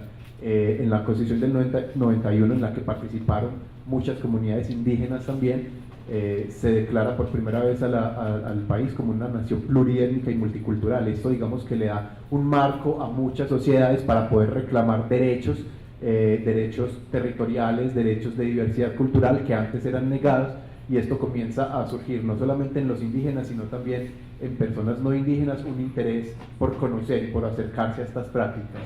En el 92, un contexto latinoamericano, la conmemoración del 5º centenario, en donde muchas comunidades indígenas en diversos países de Latinoamérica hicieron movimientos de protesta, de conmemoración por el genocidio, y esto, digamos, que derivó también en que muchos movimientos sociales no indígenas, pero que luchan por los derechos indígenas, comenzaron también digamos, a tener ahí visión, voto para apoyar a las comunidades. Surge, por ejemplo, la caravana Arcoíris, que es parte desde México en una búsqueda de un reconocimiento latinoamericano de las tradiciones y de la ancestralidad y de lo indígena, y que llegan a Colombia desde el 96. Con la llegada en el 96 de esta caravana, el movimiento que buscaba esa resignificación y esa revaloración de los derechos comienza a crecer mucho más. Pasemos a la próxima parte. Y digamos que en medio de esas dinámicas comienzan a haber jóvenes, artistas, profesionales, activistas, principalmente de clases medias altas, que comienzan a interesarse por las prácticas de medicina tradicional indígena, y líderes indígenas y médicos tradicionales indígenas del piedemonte amazónico, comunidades como la Ahuá, la Inga, la Camchá, Copanes, que comienzan a llegar a las ciudades más centrales, por ejemplo Bogotá o Medellín, a compartir sus saberes, sus prácticas medicinales. En el suroccidente de Colombia, digamos que esto ya se daba de una dinámica mucho más natural y mucho más popular. Las comunidades indígenas tenían un acercamiento con las ciudades mucho más, digamos, dinámica y mucho más antigua. Desde los 80, 70 ya había presencia indígena compartiendo medicina tradicional en algunas ciudades como Pasto, Cali, Popayán. En ciudades como Medellín esto apenas comienza a partir de mediados de los 90. Continuemos. Primero, como algo muy esquemático, para comenzar a hablar de lo que les voy a tratar, características muy generales de lo que se considera chamanismos dentro de la etnografía, pues dentro de la literatura etnográfica, antropológica, histórica, como un sistema ordenado de saberes y prácticas, unas relaciones del cuerpo y de la naturaleza vistas como un microcosmos y un macrocosmos en completa interacción, continua interacción, una percepción o una concepción de un mundo espiritual o de un mundo otro que fundamenta este mundo material y natural, unos estados modificados de conciencia o experiencias extáticas obtenidas por diferentes prácticas que permiten acceder a esos mundos espirituales, y el papel del chamán o el facilitador, digamos, médico tradicional, como para mantener un equilibrio biopsicosocial. Esto, digamos, a nivel general vendríamos a concebir lo que serían los chamanismos. Continuemos. ¿Y qué es un enteógeno? Pues yo creo que acá todos sabemos que es muy difícil y hay un largo problema en las terminologías sobre las drogas, sobre los psicotrópicos, psicoactivos, psiquedélicos, psicotomiméticos, psicodislépticos, psicotecnologías, etc. Y entre esas entra el enteógeno y cómo saber cuándo una planta o una sustancia puede llegar a ser un enteógeno. Básicamente tenemos como 3 características con las que podemos englobar estos enteógenos, y es cuando se da en un contexto ritual o chamánico o religioso, cuando hay una concepción espiritual del mundo por parte de quienes consumen estos enteógenos, y la experiencia misma en la conciencia obtenida por el consumo. Cuando estos 3 factores se juntan, podemos, digamos, hablar que tenemos el consumo de enteógenos. Pasemos a la próxima. Estos enteógenos se consumen en una estricta ritualidad, tanto en las tradiciones indígenas como cuando llegan a las ciudades. Esta ritualidad demarca un espacio y un tiempo específico, liminal, que sale de la cotidianidad ordinaria, en donde las personas, digamos, emerge un sentido existencial, un significado sobre la vida muy propio en esos momentos. Hay un orden establecido, unos tiempos y una lógica establecida en estos rituales, dependiendo también de cada tradición y de cada enteógeno que se vaya a consumir, y particularmente dentro de los movimientos digamos de espiritualidad indígena que se revivifican en las ciudades, hay una exaltación de las estéticas amerindias fuertemente, ¿cierto? Entonces tenemos espacios adornados con imaginería, imágenes simbólicas, como ojos de Dios, atrapasueños, animales salvajes, que además esto se combina con otros elementos como imágenes religiosas tipo de la Virgen, los Cristos, al lado de cristales, al lado de colmillos, al lado de plumas, al lado de una cantidad pues de sincretismos estéticos y rituales. Pasemos por. Entonces, durante este periodo de campo hemos podido, digamos, rastrear por lo menos 15 lugares, sobre todo en la vertiente oriental montañosa de Medellín, que es un corregimiento llamado Santa Elena, en donde hay espacios dedicados exclusivamente para el consumo de enteógenos. Incluso hay construcción de malocas, que son casas comunales indígenas de la Amazonía, que tienen un papel ritual y social muy importante dentro de esas comunidades y que son, digamos, reconstruidas en estos escenarios. Y en el Valle de Aburrá rodea, digamos, toda la parte de Medellín. Medellín en realidad es más bien una ciudad pequeña, pero cuando se juntan los demás municipios del Valle de Aburrá se tiene, digamos, un epicentro urbano bastante grande. Estos centros van variando, algunos cambian de lugar, y no solamente están estos centros en Medellín, sino que alrededor del departamento de Antioquia hay muchísimos otros centros más. Entonces podemos ver que hay una proliferación que desde el 96 hasta el día de hoy comienza a verse una aceleración mucho más grande. Pasemos por la próxima. Dentro de estos lugares, digamos que los principales enteógenos que fueron consumidos, los primeros que llegaron fueron precisamente pues, el yagé, el mambe, la hoja de coca pulverizada, el ambil, que ya nos presentó también Jate, el yopo, que son las semillas también de anadenantera peregrina precisamente, y otro tipo de prácticas de espiritualidad indígena como cantos y danzas, ¿cierto?, tradicionales. Pasemos a la próxima. Cuando digamos que se establecen y se logra como una expansión de estas prácticas del consumo ritual de enteógenos, que son, digamos, de Colombia, estos que mencioné, hay una emergencia entonces de movimientos de neochamanismos, por decirlo así, o nuevos chamanismos urbanos, que básicamente los podemos considerar como unos sistemas que emergen a darle respuesta a una crisis ontológica de la modernidad, que permite, o lo que buscan es una revitalización de estas prácticas indígenas y una apropiación de estas prácticas indígenas, pero todo esto se hace dentro de una matriz interpretativa occidental, en donde lo indígena, que antes era visto como tal vez algo diabólico, ¿cierto?, por la colonización, que luego pasa a verse como algo brujeril, termina siendo en ese momento un ideal de saber, un ideal de poder, un ideal de interacción con la naturaleza. Esta matriz interpretativa es propia, digamos, de estos movimientos nueva era, y estos mismos neochamanismos permiten un diálogo intercultural permanente y una construcción de nuevas subjetividades dentro de los jóvenes y dentro de los adultos que llevan tiempos practicando, digamos, estas rituales. Cuando llegan estos nuevos chamanismos, entonces esta misma interculturalidad hace que los taitas y los curacas y los chamanes de acá y los aprendices urbanos de ellos tengan interacciones, por favor pasemos a la próxima, interacciones con otro tipo de enteógenos que vienen de otros lugares.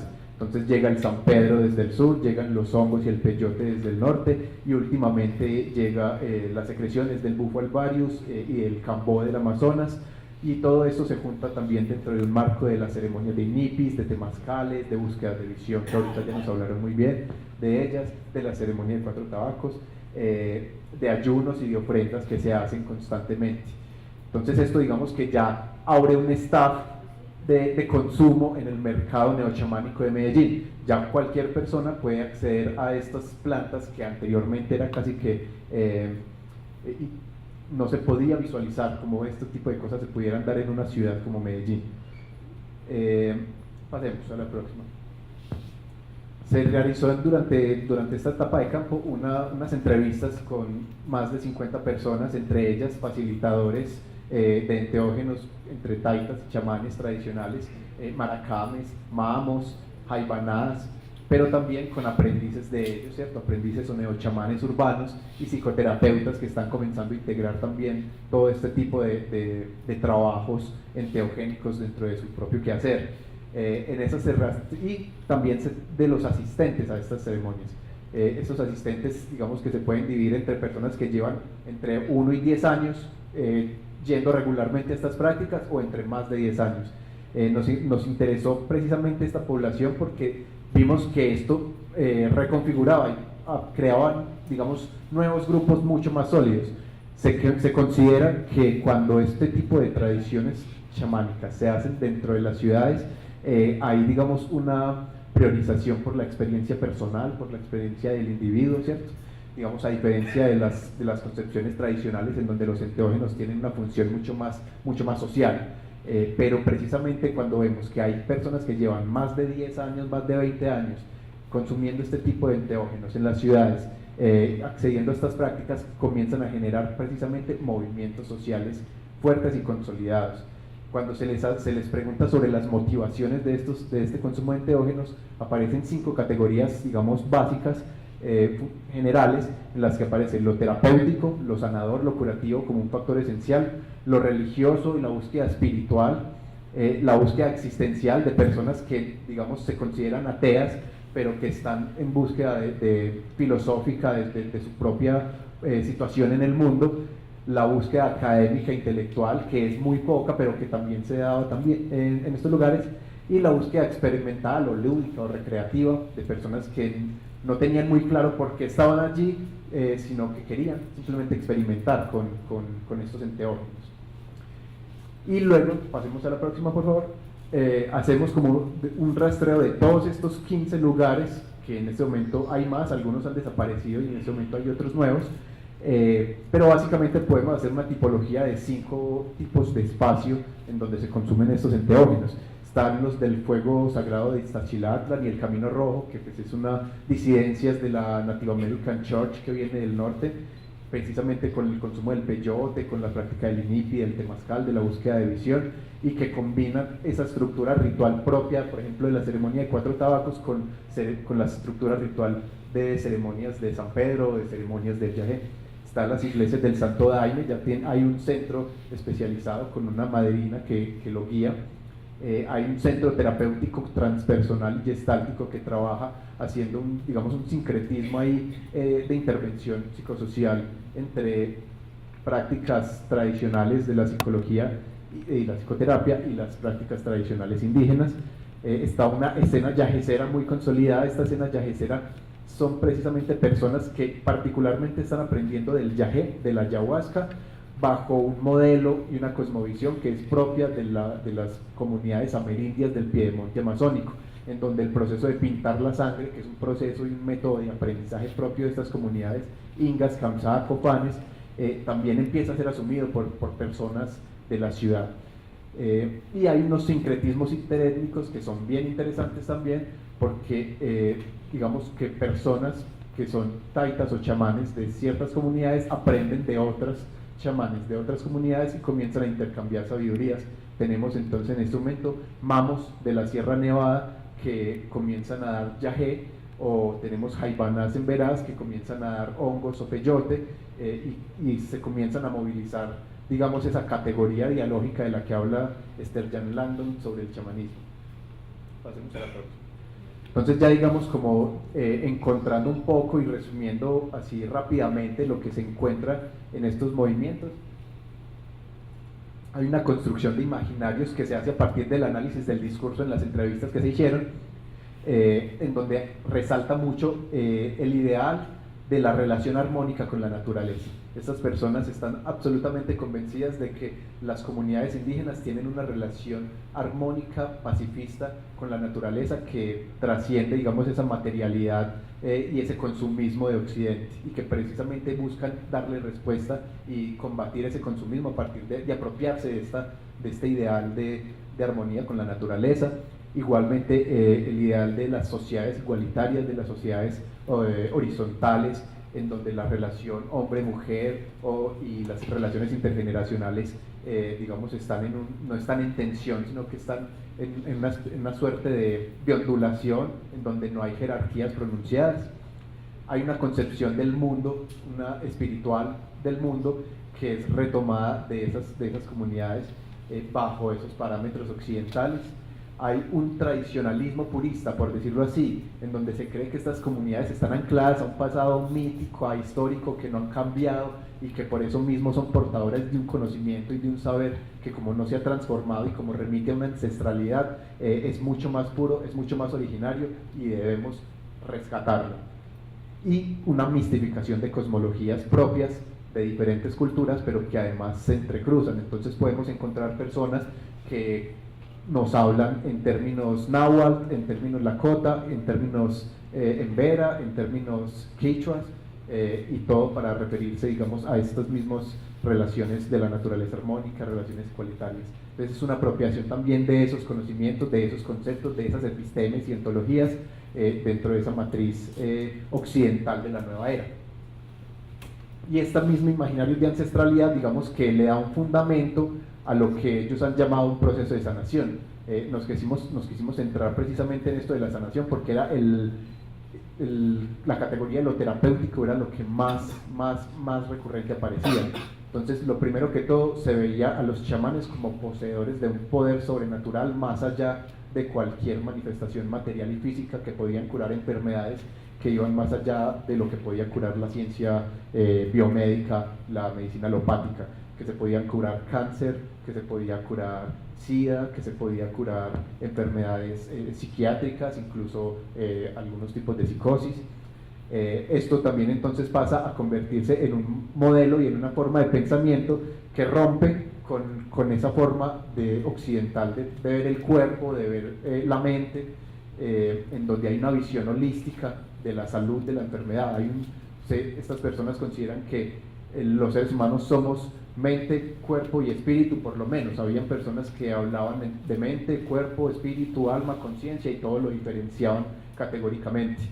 Y toda esta relación armónica y esta visión holística, cuando entraba en desequilibrio, era cuando aparecía la enfermedad. Entonces, básicamente, el consumo de enteógenos lo que buscaba era ir al origen. Lo que busca es ir al origen de estos desequilibrios emocionales, mentales, físicos, para ellos poder, desde esos estados modificados de conciencia, volver y reintegrar eso dentro de un marco de reconocimiento de sus propios padecimientos, de sus propios problemas, y poder así construir una vida saludable, ¿cierto? Del ideal de lo saludable. Encontramos entonces que había personas efectivamente que venían con enfermedades gastrointestinales severas y que habían encontrado una curación en el consumo de enteógenos, personas que venían con depresión severa, personas que venían con adicción a drogas como la heroína o como la cocaína, y que en estos espacios habían encontrado precisamente como cuál era el origen de ese problema y cómo lo podían ellos mismos reintegrar a partir de la guía de los chamanes y de los neochamanes pero también a partir de su propio chamanizarse, ¿cierto? De aprender de sus propios problemas. Pasemos a la próxima. Bueno, ya como para ir cerrando un poco, hay que tener en cuenta entonces que uno de los puntos centrales de este consumo de enteógenos en las ciudades y en Medellín particularmente, el rol estructurador del ritual. El ritual está estructurado de una manera que sea eficaz, que digamos las imágenes rituales, los elementos indígenas que puedan estar allí presentes, digamos de una manera inconsciente también afecten, entre comillas, la experiencia del consumo de enteógenos, para que las personas, digamos, encuentren en esas imágenes, en el fuego, en la organización circular, en los elementos rituales como la huayra, las plumas, formas de sanación y de resimbolizar también como su vida. El rol fundamental de los estados modificados de conciencia y de la experiencia extática, que en últimas es, digamos, lo que se busca cuando se consumen estos enteógenos. Se busca la purga, se busca la limpieza física, pero se considera que esa misma purga y esa limpieza física es una limpieza a nivel espiritual, a nivel metafísico, y todo esto es gracias a que esa experiencia extática, que no siempre es una experiencia de lo sublime, sino que es una experiencia purgativa fuerte, de pagamento, en donde también, digamos, el sufrimiento se vuelve un factor clave para poder curarse, poder pasar por ese tormento, para poder conocer qué es eso que me atormenta, es fundamental. Encontramos que hay también una pelea total entre lo que es la mercantilización de estos saberes espirituales propios, digamos, por la lógica de la nueva era y la lógica del capital, versus la revitalización de las prácticas y digamos, el reconocimiento de la diversidad y la identidad indígena dentro de estos nuevos movimientos. Pero sí se reconoce que estos movimientos han puesto en diálogo las diversas comunidades, ¿cierto? Mucho más de lo que, por ejemplo, la academia en algunos momentos puede llegar a ser. Ha puesto a conversar personas indígenas del norte, del sur, de oriente, de occidente, con personas que vienen de la India, del Tíbet, y todo esto crea, digamos, un marco en donde las personas reinterpretan su mundo, reinterpretan su vida, le dan nuevos sentidos y crean nuevas subjetividades, ¿cierto? Pasemos a la próxima. Dentro de esto, entonces, ya como para terminar estos dos últimos puntos, nos queda para seguir trabajando durante estos años con el semillero del Nosique, por ejemplo, evaluar las verdaderas potencialidades psicoterapéuticas que tiene el consumo de enteógenos en la ciudad. También porque dentro de las entrevistas que pudimos hacer, también teníamos una categoría de personas que van por primera vez a consumir los enteógenos, o que consumieron una sola vez y no volvieron, y que en realidad tuvieron experiencias fuertes, traumáticas, que desestabilizaron emocionalmente y psicológicamente, personas que quedaron con depresión póstuma, personas que quedaron con trastornos de despersonalización y que después tuvieron que acudir a psiquiatría y a terapia psicológica. Entonces, digamos que se debe hacer como también una especie de campaña, que no es la palabra, para saber que en estos lugares no todo el mundo puede estar, digamos, consumiendo estos enteógenos de una manera, digamos, tan libre, sin conocer, por ejemplo, la historia de las personas, de dónde vienen, cuáles son sus concepciones de vida previamente a la ingesta del enteógeno. Hay unos riesgos ahí que hay que evaluar también. Y también, digamos, que pongo ante la mesa una pregunta, digamos, resaltando la coyuntura en la que se encuentra Colombia en este momento, que es una coyuntura del posconflicto, después de más de 50 años de un conflicto armado fuerte, donde sí es posible una integración desde un marco ritual y desde un marco clínico del consumo de estos enteógenos, para construir una etnopsicología enteogénica como proyecto de intervención social, psicosocial, en escenarios del posconflicto, por ejemplo, con víctimas del conflicto o con personas que fueron perpetuadoras del conflicto y de masacres. Hay que, digamos, esa pregunta supremamente abierta y que podría, digamos, llegar a convertirse en proyectos posteriores. Muchísimas gracias, eso es lo que quería compartir. Gracias, Alejandro. Bueno, entonces abrimos un breve tiempo. Bueno, no tenemos tampoco prisa, no hay como otra mesa, pero vamos a abrir unos 10-15 minutitos más para comentarios, preguntas. ¿Alguno tiene alguna hacia nuestros ponentes? ¿Nadie? A ver. quería hacer una consulta a Rodrigo. Cuando entran a la montaña, vos decías que se retiraba la palabra. ¿Hay alguna forma de comunicación con otras personas o simplemente, digamos, retiran la palabra del todo y hasta que salen vuelven a conversar? Lo pregunto porque, por ejemplo, digamos, en poblaciones drivis en Costa Rica utilizan pitos o silbatos para comunicarse dentro de la montaña. Entonces, por eso vamos un poco a las preguntas. Bueno, hay un ritual, se retira la palabra en un temazcal. Después del temazcal no se puede más hablar ni mirar a las personas en los ojos. Entonces subimos a la montaña y se quedamos aislados todos. No se puede comunicar, ni hablar, ni hacer cualquier sonido. Y quedamos allá 4 días o 7, el segundo año son 7 días, el tercero son 9 y después 13 días, el cuarto año, entonces cierra el ciclo de búsqueda de visión. Entonces no se puede hablar ni comunicar de ninguna forma. ¿Alguien más tiene algún comentario, alguna pregunta? Yo quisiera saber de Ate, cómo es la integración del mambe y el ampiri durante el rezo, y la calabacita, ¿qué representa? El proceso de reconstrucción muisca se inició con los Muruy Muinane del Amazonas, porque los Muruy Muinane decidieron construir una maloca en el centro de Bogotá, en el Jardín Botánico de Bogotá. En un proceso de botánica, en el proceso digo para que ellos plantearan que si el mundo occidental quería aprender de botánica, el orden era construir una maloca. Pero detrás de eso había una visión más profunda y era justamente generar una búsqueda de un acuerdo entre el hombre occidental y el hombre indígena. La alegoría era: vamos a buscar que los hombres occidentales se sienten en nuestra banca y nosotros vamos a sentarnos en la banca de ellos para hacer un acuerdo, para restituir el antiguo orden en la tierra. Y el principio de que la palabra de tabaco y coca debía extenderse para todo el mundo. Y nosotros entramos ahí en la parte de la construcción de esa maloca y fortalecimos la relación con ellos y empezamos a descubrir durante 5 años que había un elemento común que unía los pueblos de la Sierra Nevada a nosotros, y es el uso de la coca y el tabaco en pasta. Es decir, hay un conjunto de pueblos indígenas del centro del Amazonas que se llama gente de tabaco y coca, que son los únicos que usan el mambe y la pasta de tabaco.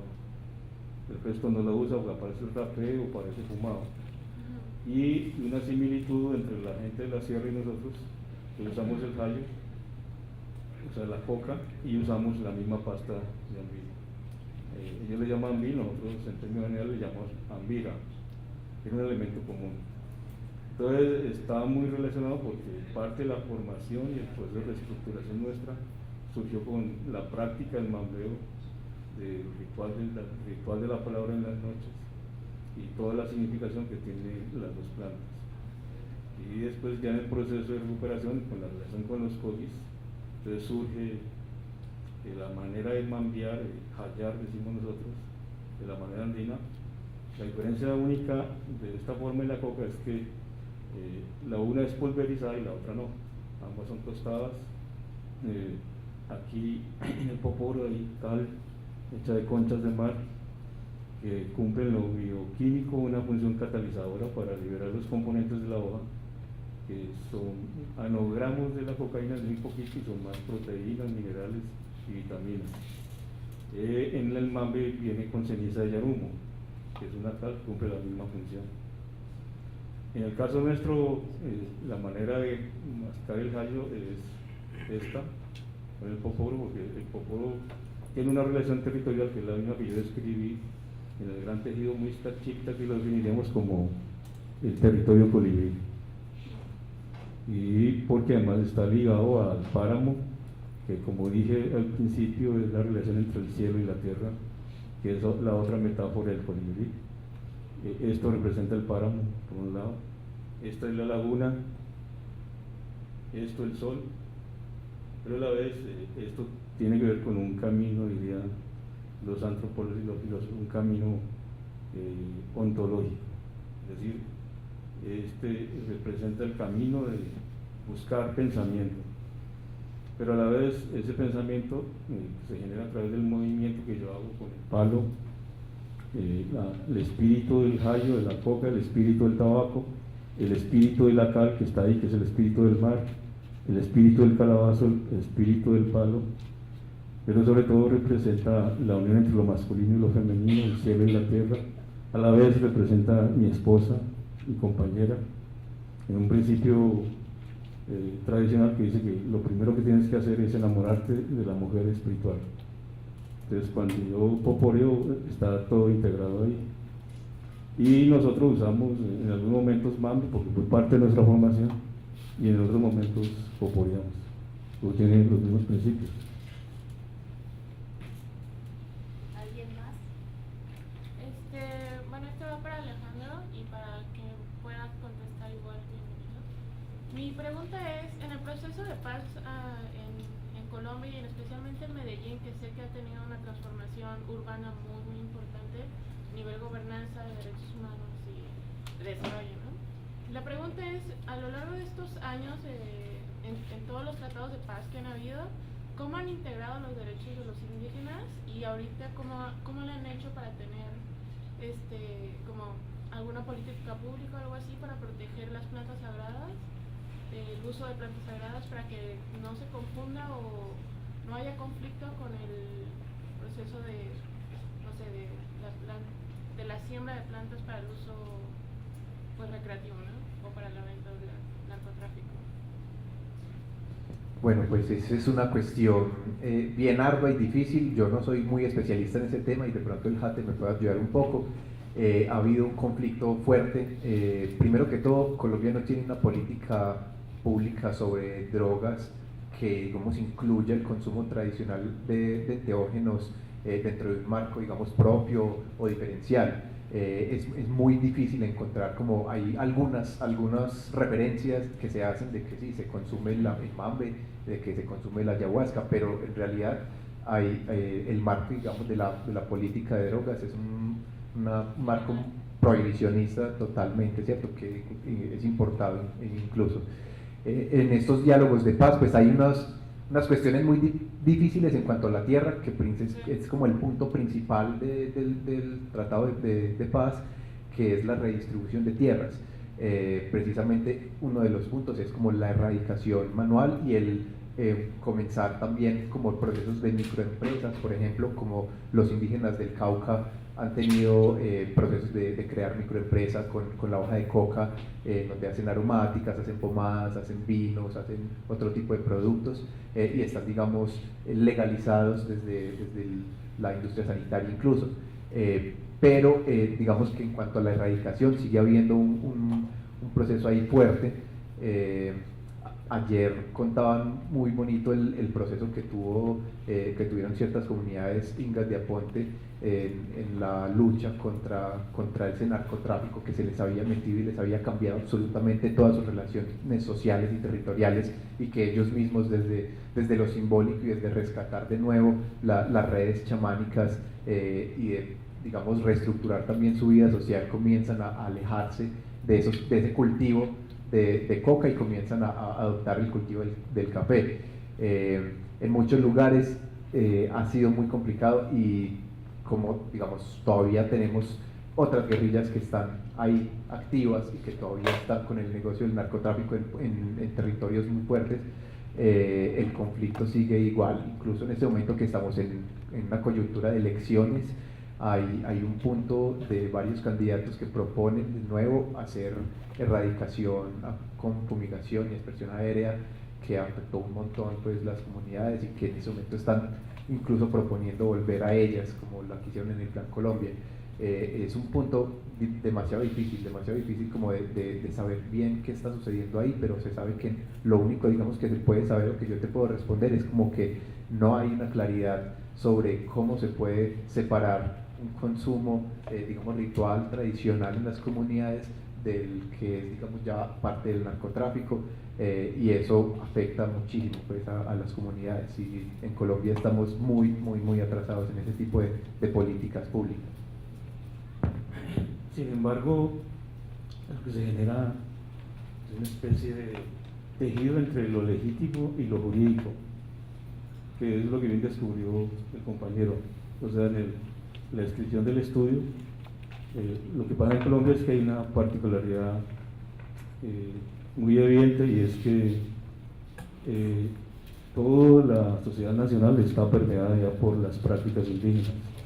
El tejido del yagé extendido en todas las ciudades. La intensidad de la diversidad cultural en Colombia es muy fuerte, y la presencia del indígena está en todo lado. O sea que, como él lo decía, uno encuentra prácticas en todas las ciudades ya de gente mambeando, chupando ambil, yagé, peyote, etcétera, etcétera. O sea que en la práctica, legítimamente, digamos, se ha construido un respeto y un reconocimiento del indígena. Porque todo el mundo, políticos, clases altas, clases medias, pues, gente menos favorecida, ha accedido a las prácticas del yagé, por ejemplo. Y hay un movimiento muy fuerte, digamos, alternativo de jóvenes en las ciudades, reivindicando el uso y la práctica del mambe, del jayo, gente poporeando. Digamos, eso se ha estado extendiendo, digamos, es como un movimiento invisible penetrando en todas las esferas de la sociedad, que hace muy difícil hoy, digamos, una discriminación o una satanización de las prácticas indígenas. Es decir, hoy nadie se atrevería a condenar a un indígena o menospreciar al indígena, porque hay una valoración, de hecho, por las prácticas rituales y las plantas sagradas, que está en todo lado. Y eso ha construido, digo yo, un respaldo, de hecho, de las prácticas que, de tal manera que en lo jurídico no se atreven a condenar ni a satanizarlo, aunque no está legalizado, en la práctica está por todo lado. Es decir, es una acción de hecho. ¿Alguien más tiene algún comentario o pregunta? Quería preguntar a Chavita en relación a eso, como el hecho ahorita de tener tu opinión en relación a la expansión de uso de las plantas sagradas y hacer lo que llamaba el Alejandro Chávez, entender lo que piensas en relación a esa expansión de curación.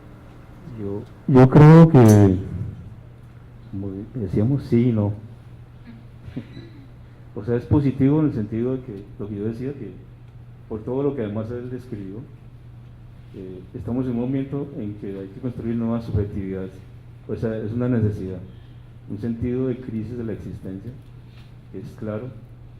Y yo siento que las experiencias del yagé, como sea extendiéndose, de la manera como se están extendiendo, están cumpliendo una función, y han cumplido una función de despertar, de construir sentidos de la vida que están en crisis.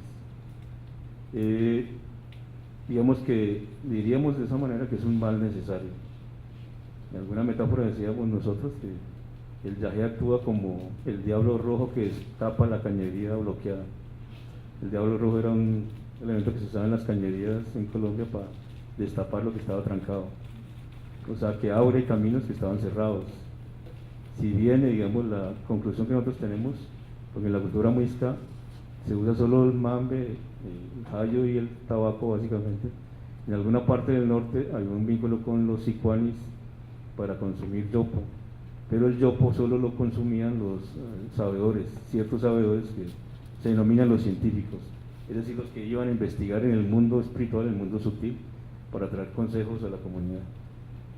Eso nos permite deducir que incluso en la hipótesis nuestra, el yagé, la ayahuasca, etcétera, etcétera, no era un consumo general, no fue en la antigüedad un consumo general de toda la comunidad, porque no era necesario, porque había un ordenamiento de la sociedad y de la cultura que permitía una plena autorrealización de los seres humanos por el ordenamiento que había, y por la organización que había, que permitía que los seres humanos pudieran acceder a una plenitud de la existencia.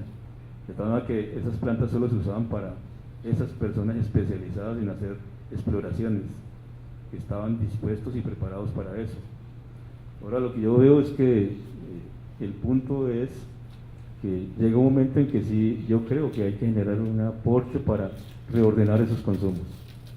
Es decir, esos consumos están desprovistos de un ordenamiento, de unos procesos iniciáticos que son inevitables, porque son los mecanismos antiguos de cuidar la transmisión de un conocimiento y asegurar que quienes son formados para transmitir ese conocimiento tengan la condición interior de sabiduría y de coherencia para ser responsables de cuidar ese conocimiento. Y lo que yo siento que está alterado hoy es esos procesos de iniciación, de transmisión del conocimiento, obviamente entre ese movimiento neochamánico, el movimiento psicodélico, etcétera, etcétera. Incluso también está alterado en algunos pueblos indígenas donde los mecanismos están alterados. Y eso es lo que nos invitaría es a pensar en un reordenamiento de los procesos de transmisión de ese conocimiento y los procesos iniciáticos. Pero además todo el conjunto, porque como yo mostré en la espiral, es entender que el mundo indígena no se reduce a las plantas enteogénicas. El acercamiento que tiene el mundo occidental por ahora es pensar que el mundo indígena es solo plantas sagradas o chamanismo, y eso lo da a entender que eso es solo una parte de un sistema o de un tejido de relaciones de conocimiento, y que el resto de ese cuerpo de conocimiento no es conocido por la gente occidental. Y nos parece que por eso hay que pensar en escuelas, es decir, porque si creemos firmemente que lo que yo decía es que hay un momento en que la humanidad tiene que restituir esa condición de ser indígenas, de despertar Dios dentro de cada uno. Y es una posibilidad que quedó cancelada por la modernidad y por el mundo artificial, el mercado, etcétera, etcétera, o la instauración del paradigma del tener sobre el paradigma del ser. Ahora lo que tenemos que restituir es un camino del ser, y eso nos muestra que hay en el mundo occidental hay el desconocimiento de que ahí hay procesos cuidadosos de formación o de rehumanización o de humanización. Nosotros le llamamos naturahumanización. Eso no lo conoce el mundo occidental porque se ha reducido al chamanismo, a lo que dirían los antropólogos, lo fenomenológico que está alrededor de las plantas sagradas y los chamanes, pero que básicamente en el mundo indígena lo que hay que destacar y lo que hay que extender es que hay caminos de formar seres humanos, que incluso están antes de la concepción, cómo se alistan las parejas para concebir, una tecnología de la sexualidad y un ordenamiento de la sexualidad, y unos procesos de los primeros ciclos de un niño hasta los 9 años para generar un ordenamiento psíquico, emocional, mental y físico que le garantice ahí para adelante un cuidado y una posibilidad de plenitud en la vida. Eso no está, y para nosotros ese es el centro, eso es lo que nosotros denominamos el cultivo de la semilla humana. Y eso llama también en el sentido de repensar los conceptos, porque están permeados por una idea muy religiosa, mística,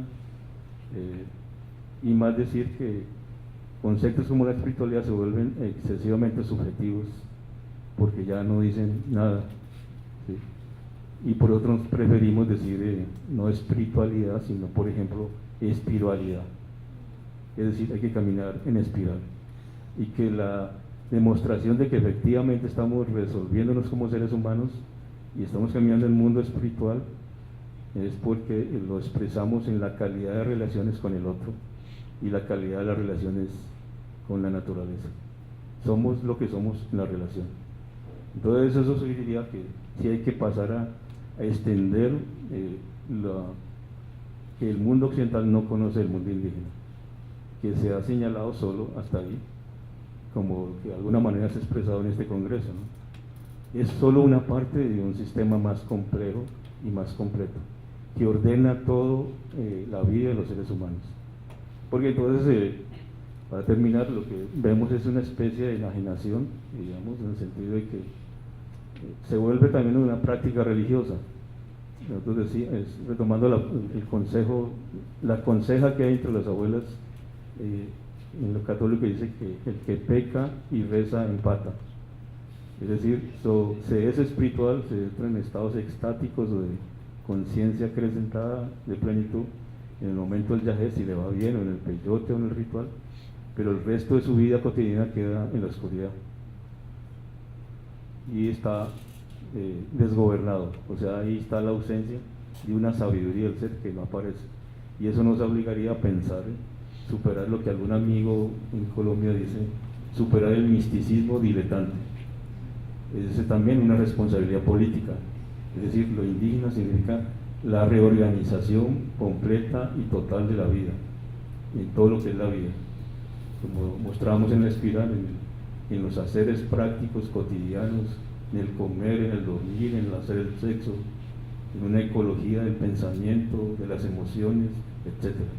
Y en una comprensión de las relaciones con el orden natural, que no solo están puestos en lo físico, sino en una dimensión sutil e inmanente que siempre nos vincula con un orden donde eso es la causa de todo lo que se manifiesta en el mundo externo, y todo eso hay que permitirlo comprender y aprender en la perspectiva de que yo dije, todos tienen el derecho y tenemos la urgencia de convertirnos todos en indígenas, pero que indudablemente no es volver al pasado, porque ya no es posible, lo que sugeriría la construcción de un nuevo ser que integra la modernidad con el mundo ancestral, y que desde la ancestralidad domestiquemos la modernidad.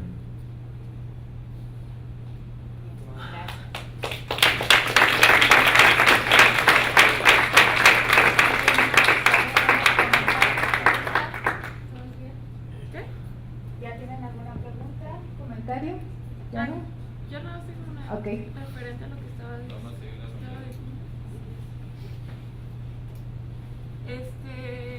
Si tiene algún ejemplo más o menos de ya ciudades o zonas urbanas donde se pueda notar la visión que tienen sobre neoindígenas.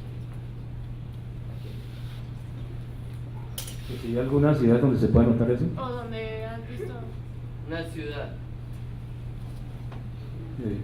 Yo creo que sí, o sea, como lo mostró él, en el caso de Medellín, es característico, pero eso no solo pasa en Medellín, sino que está pasando en todo lado.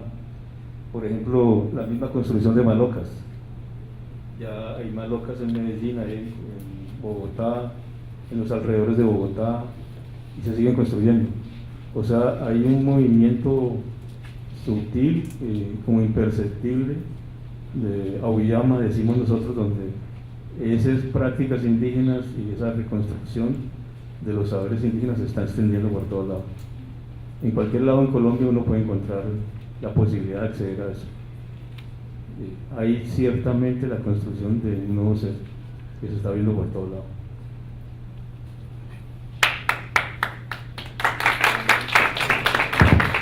Muchas gracias por su asistencia.